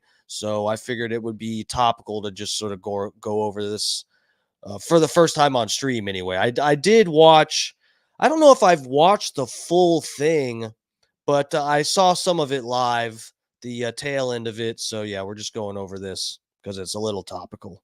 Yeah, go ahead, bro. You're on air. You can hear me? Yeah, we can hear you, man. You're on air. Hello. Oh, never. So I just wanted to ask, do I have to solely debate on this topic alone, or can I just talk about other topics as well? You want to keep a topic specific. Yeah, just on this alone. Yeah, otherwise people are going to be calling up for every time. Yeah. This is whole. I mean, neither of them actually gave a definition. Neither of them gave a definition on the topic at all. Like, Destiny, what was your definition of insurrection? An insurrection has four crucial elements. One is that there's an assembly of people for a common purpose. Two is that you're resisting a particular law or you're interfering with the course of a proceeding. Three is that you're doing this by way of force or intimidation. And then four is you're doing it for a public purpose, not like a private one. You're not showing up to like steal something, or you're not showing up because you're like upset about like how a sporting event turned out. It's like public interest in it. Damn. Yeah, caller, he said that at the top of his argument, bro. Caller, he said that at the top of his argument, dude, and he was referencing the 14th Amendment. You might have missed. No, I'm just saying. No, I agree with him that it wasn't insurrection, but wasn't Andrew's whole point that January 6th was not insurrection? I believe that was his whole point. Well, Andrew doesn't have a point because he rejects my definition of insurrection, and then he appeals to some universal definition of riot, which I'm not even sure he's given, and then he appeals to, well, this is what everybody would think a riot is, and then he appeals to, well, nobody would agree that hippie people engaged in your definition of insurrection or committing an insurrection. So I guess Andrew's just agnostic on the question of whether or not J6 was an insurrection because he doesn't have a definition of what an insurrection is. Okay, but I think we answered this question, Destiny, so we can move on to the next guy. All right, brother. Thank you for calling in. We're gonna move on to the next caller again, guys. 515-605-9740. This would have been a really good thing to just straight up hammer out from the get-go. And I don't think this was a direct tactic by Andrew Wilson to just be like, oh yeah, well, you know what I'm going to do? I'm not even going to give them a definition for insurrection. The whole time, I'm just going to focus on tearing down Destiny's definition, and I'm going to really try to avoid the fact that I don't have a definition that I can say that January 6th does not apply to my definition. I'm not even going to have one. I honestly think fucking Andrew Wilson just thought he could he was like, oh, well, Destiny's going to give a definition for insurrection. He's going to make his arguments, which he's probably heard Destiny make these arguments before, like I have, a lot of them. And I'm going to fucking argue against all of those successfully, and I'll be good to go. I'm sure he didn't even think like, oh, I need to have a fucking definition. I really don't think it was that much of a setup in that way to say that. But yeah, now he's just like, it seems like he's on shaky ground because he just fucking said, I'm neutral on it. I mean, come on, dude. Shout out to Mo and Bill's manning the phone lines in the back. If you super chat in the last 4 digits of your number, fnfsuperchat.com, we will go ahead and rumble, whatever you want to do. We're live on all the platforms. We will get you to the top of the list. Last 4 digits of your number. Who's up next? 4086. You're up. 4086. Go ahead, 4086. Shout out to the production team in the back, man, making this fucking flawless. Go ahead, bro. Yeah, Loki, can you hear me? Yes. Welcome to the show. Yeah, so I got a question for Andrew. Just it's not. I'm not trying to debate on it. It's just a question. I'm just trying to gauge what you think about this. So, Andrew, if there was like a leader or whatever per se of the country or whatever, right? Like, and you genuinely wholeheartedly believe that this leader was like an evil person or whatever, and they're going to bring reign and terror to your country or whatever. Do you think it's morally justified to take him out before he causes harm? I don't know. That's really context specific. So possibly. What do you believe that this leader is like the next Hitler or whatever? You generally thought that. Do you think it's like okay to like kind of take over or stop him? Again, that claim is really listen. That claim is really context specific. I'm going to tell you it's possible, yes, but I'm not sure because it would be under some type of, again, it's like a nebulous concept, the context behind this. So I'm not sure. Maybe it could be. There's a possibility, but that doesn't mean yes or no. I'm not sure. I would need context for this. Guys, I'm worried I missed a cigarette, but maybe not because he's almost done with this one. He's probably going to be lighting another one. I've got 7 counted so far, and the cigarette counter is truly the only reason that I wish I had time to get through this whole debate, okay? All the questions, the callers calling in, we've got what, fucking at least 45 minutes, or no, wait. Almost a whole fucking hour more of questions. I know this guy's going to mow through at least a whole fucking pack for this. I just wish I could be here to watch it happen. Okay, so I mean, just take Trump shooting, for example. Mm-hmm. Okay. Right, so I mean, like, suppose that guy that did it or whatever legitimately thought that, like, Trump was going to be the next Hitler. Do you think he was in the, like almost a moral right or whatever to try to take him out? No. Okay. Why? Well, so we're not allowed to, in this nation, assassinate our political opposition. And if you want to know why that would be immoral, it's because that would be murder. But if you want to know why that would be illegal, it's because there's a crime against, killing people. That's why it would be illegal. It's a crime. You can't kill them. Okay, so that's fine. So let's just take away murder. Just to be clear, I don't think assassinations are allowed in any country. I think that's usually not okay. But... Okay, I just want to add, do you think it's okay to just stop him from taking office? Like, just physically force and prevent him from taking office? I mean, I'm trying to follow this. Maybe it could be, but what do you mean? You mean is it okay to physically stop Trump from taking office? If a bunch of people pulled up and just forcibly, physically, we're saying we're not going to allow you to be president because we think you're going to be awful. Do you think it's okay to do that? Yeah, that would be criminal. Yeah, you can't do that. No. Okay. All right. That's it. Thank you. No problem, man. We'll move on to the next caller again. 515-605-9740. Super chat last 4 digits of your number to cut the line. Go ahead, Mo. 3990. You're up. Go ahead, 3990. Hello, everyone. Can you guys hear me? Yes. Okay, Andrew, I have a question. Can you define me a chair? Do you want? Well, it depends on. This is like the sandwich argument, right? So, what is a sandwich? What is a chair? This kind of thing. So when you look at the essence of a thing, right, it is possible that all definitions could fall short to an essence of a thing, but that doesn't mean we can't recognize the essence of a thing. So why if we were to take the idea of, you know, a bunch of hippies smoking a fucking blunt in a forest somewhere to resist federal law, and then they started burning the forest down because, you know, a couple of them got too rowdy, calling that an insurrection would fit the spirit of what that means. So while you're looking at both the definition, you're also looking at the application. So when you ask, can I define a chair? Sure. Can I give you a definition of a chair which you can't pick apart? Likely not. But isn't that what you're doing right now? No, it's not what I'm doing right now. Because there's still an essence to the thing. There's still something which we're perceiving to the thing, which makes it a chair. The same way it makes it an insurrection. So if it fits a criterion of a riot better, and when we see it as a riot, and everybody sees it as a riot more than they do an insurrection, which is why it was charged that way, it seems like it falls under riot better. Who's charged for a riot? Well, they're charged under the purview of rioting. And I thought they were charged for like trespassing and stuff. Yeah, well, trespassing as well. So these are not a riot, though. Well, these are going to be tangential laws. And what again, is a tangential law? What does that mean? So if let's say for a second that you're arrested for I don't know, for trespassing, right? Certainly that's not going to fit the definition of an insurrection, right? Is there a federal crime? Is there a federal crime for rioting? Well, maybe not, but it would be under purview of what rioting is. I don't know what that means. Purview of what rioting is when we talk about criminal charges. I don't know what that means. Okay, well, you agree with me? There is rioting. I don't know if rioting is a public or is a federal crime. I'm not sure. Yeah, I know. Okay, I get that, but do you agree with me? There is rioting. I agree that riots exist. Yeah. Yeah, and do you agree that you and I could likely agree on what a riot is? I don't know. You don't want to give definitions or anything. Well, I mean, if I gave you examples, do you think we could agree? Like, if I showed BLM footage of their riots, do you think that you would agree that those were riots? No, I would ask you very specifically, was anybody charged with a riot? And if they weren't, then I would say that by your earlier definitions of insurrection, these must not have been riots. You mean, because you got to show me somebody charged with the crime of rioting. Did I give you of insurrection? You made it sound like a necessary element of an insurrection having occurred was an individual being charged with the crime of insurrection. You repeated this like 20 times. That never happened. Then why did you bring that up over and over and over again? Because, well, no. So you're conflating two different ideas. So idea one is nobody was charged with an insurrection, which means the powers that be also, when they saw this under their purview, probably didn't think that it fit the criteria for whatever an insurrection is going to be. And so we have to untangle this idea. And then we move on to idea two, which is your definition may fit something else better than it fits actual insurrection. Okay. Then you'd have to show me for a particular BLM riot that somebody was charged with the crime of rioting. And if they weren't charged with that, they were charged with something else. I'd say, oh, people probably didn't think it was a riot. You would have to demonstrate for me how this was actually an insurrection. I already hit. I laid out four necessary elements, the things that would encompass a riot. Okay, well, I would say that Chaz and Chop was like an open rebellion or insurrection. And then I would ask you no, because I would ask you for a single historical example, either judicially, legally, or through any kind of like historical writing, where they say that you can engage in an insurrection against a state. I'm not aware of that being possible. I don't think insurrections are fine for states. But if you can show me an example, then I say, okay, fine, then Chaz was an insurrection. Yeah, okay, but the definition itself, right? If I were to define it that way, right, as like Chaz Chop, and I'm not, right? But I'm saying I can at least look at that and say this is something akin to this of what I would expect to see under the criteria of X, Y, and Z. That's my point. Maybe, but you never gave me a definition for insurrection, so I'm not sure. I mean, it's a good thing that Andrew doesn't think in depth. We just got another cigarette, so we're on cigarette number 8. I think we're actually on number 9 because I missed one earlier, but we're at least at number 8. Got an hour, 45 minutes in, and he's smoked 8 cigarettes, nearly a half a pack of cigarettes in less than 2 hours, ladies and gentlemen. He deserves an award. Some like shiny fucking actual like physical gold award. And he would probably turn it into an ashtray. He would use it as an ashtray if it was cup shaped. Someone send Andrew Wilson an award for most cigarettes smoked in a debate, please. No riots during the BLM protest because no one got convicted. So that's a good takeaway, I guess. But thank you, guys. That's it.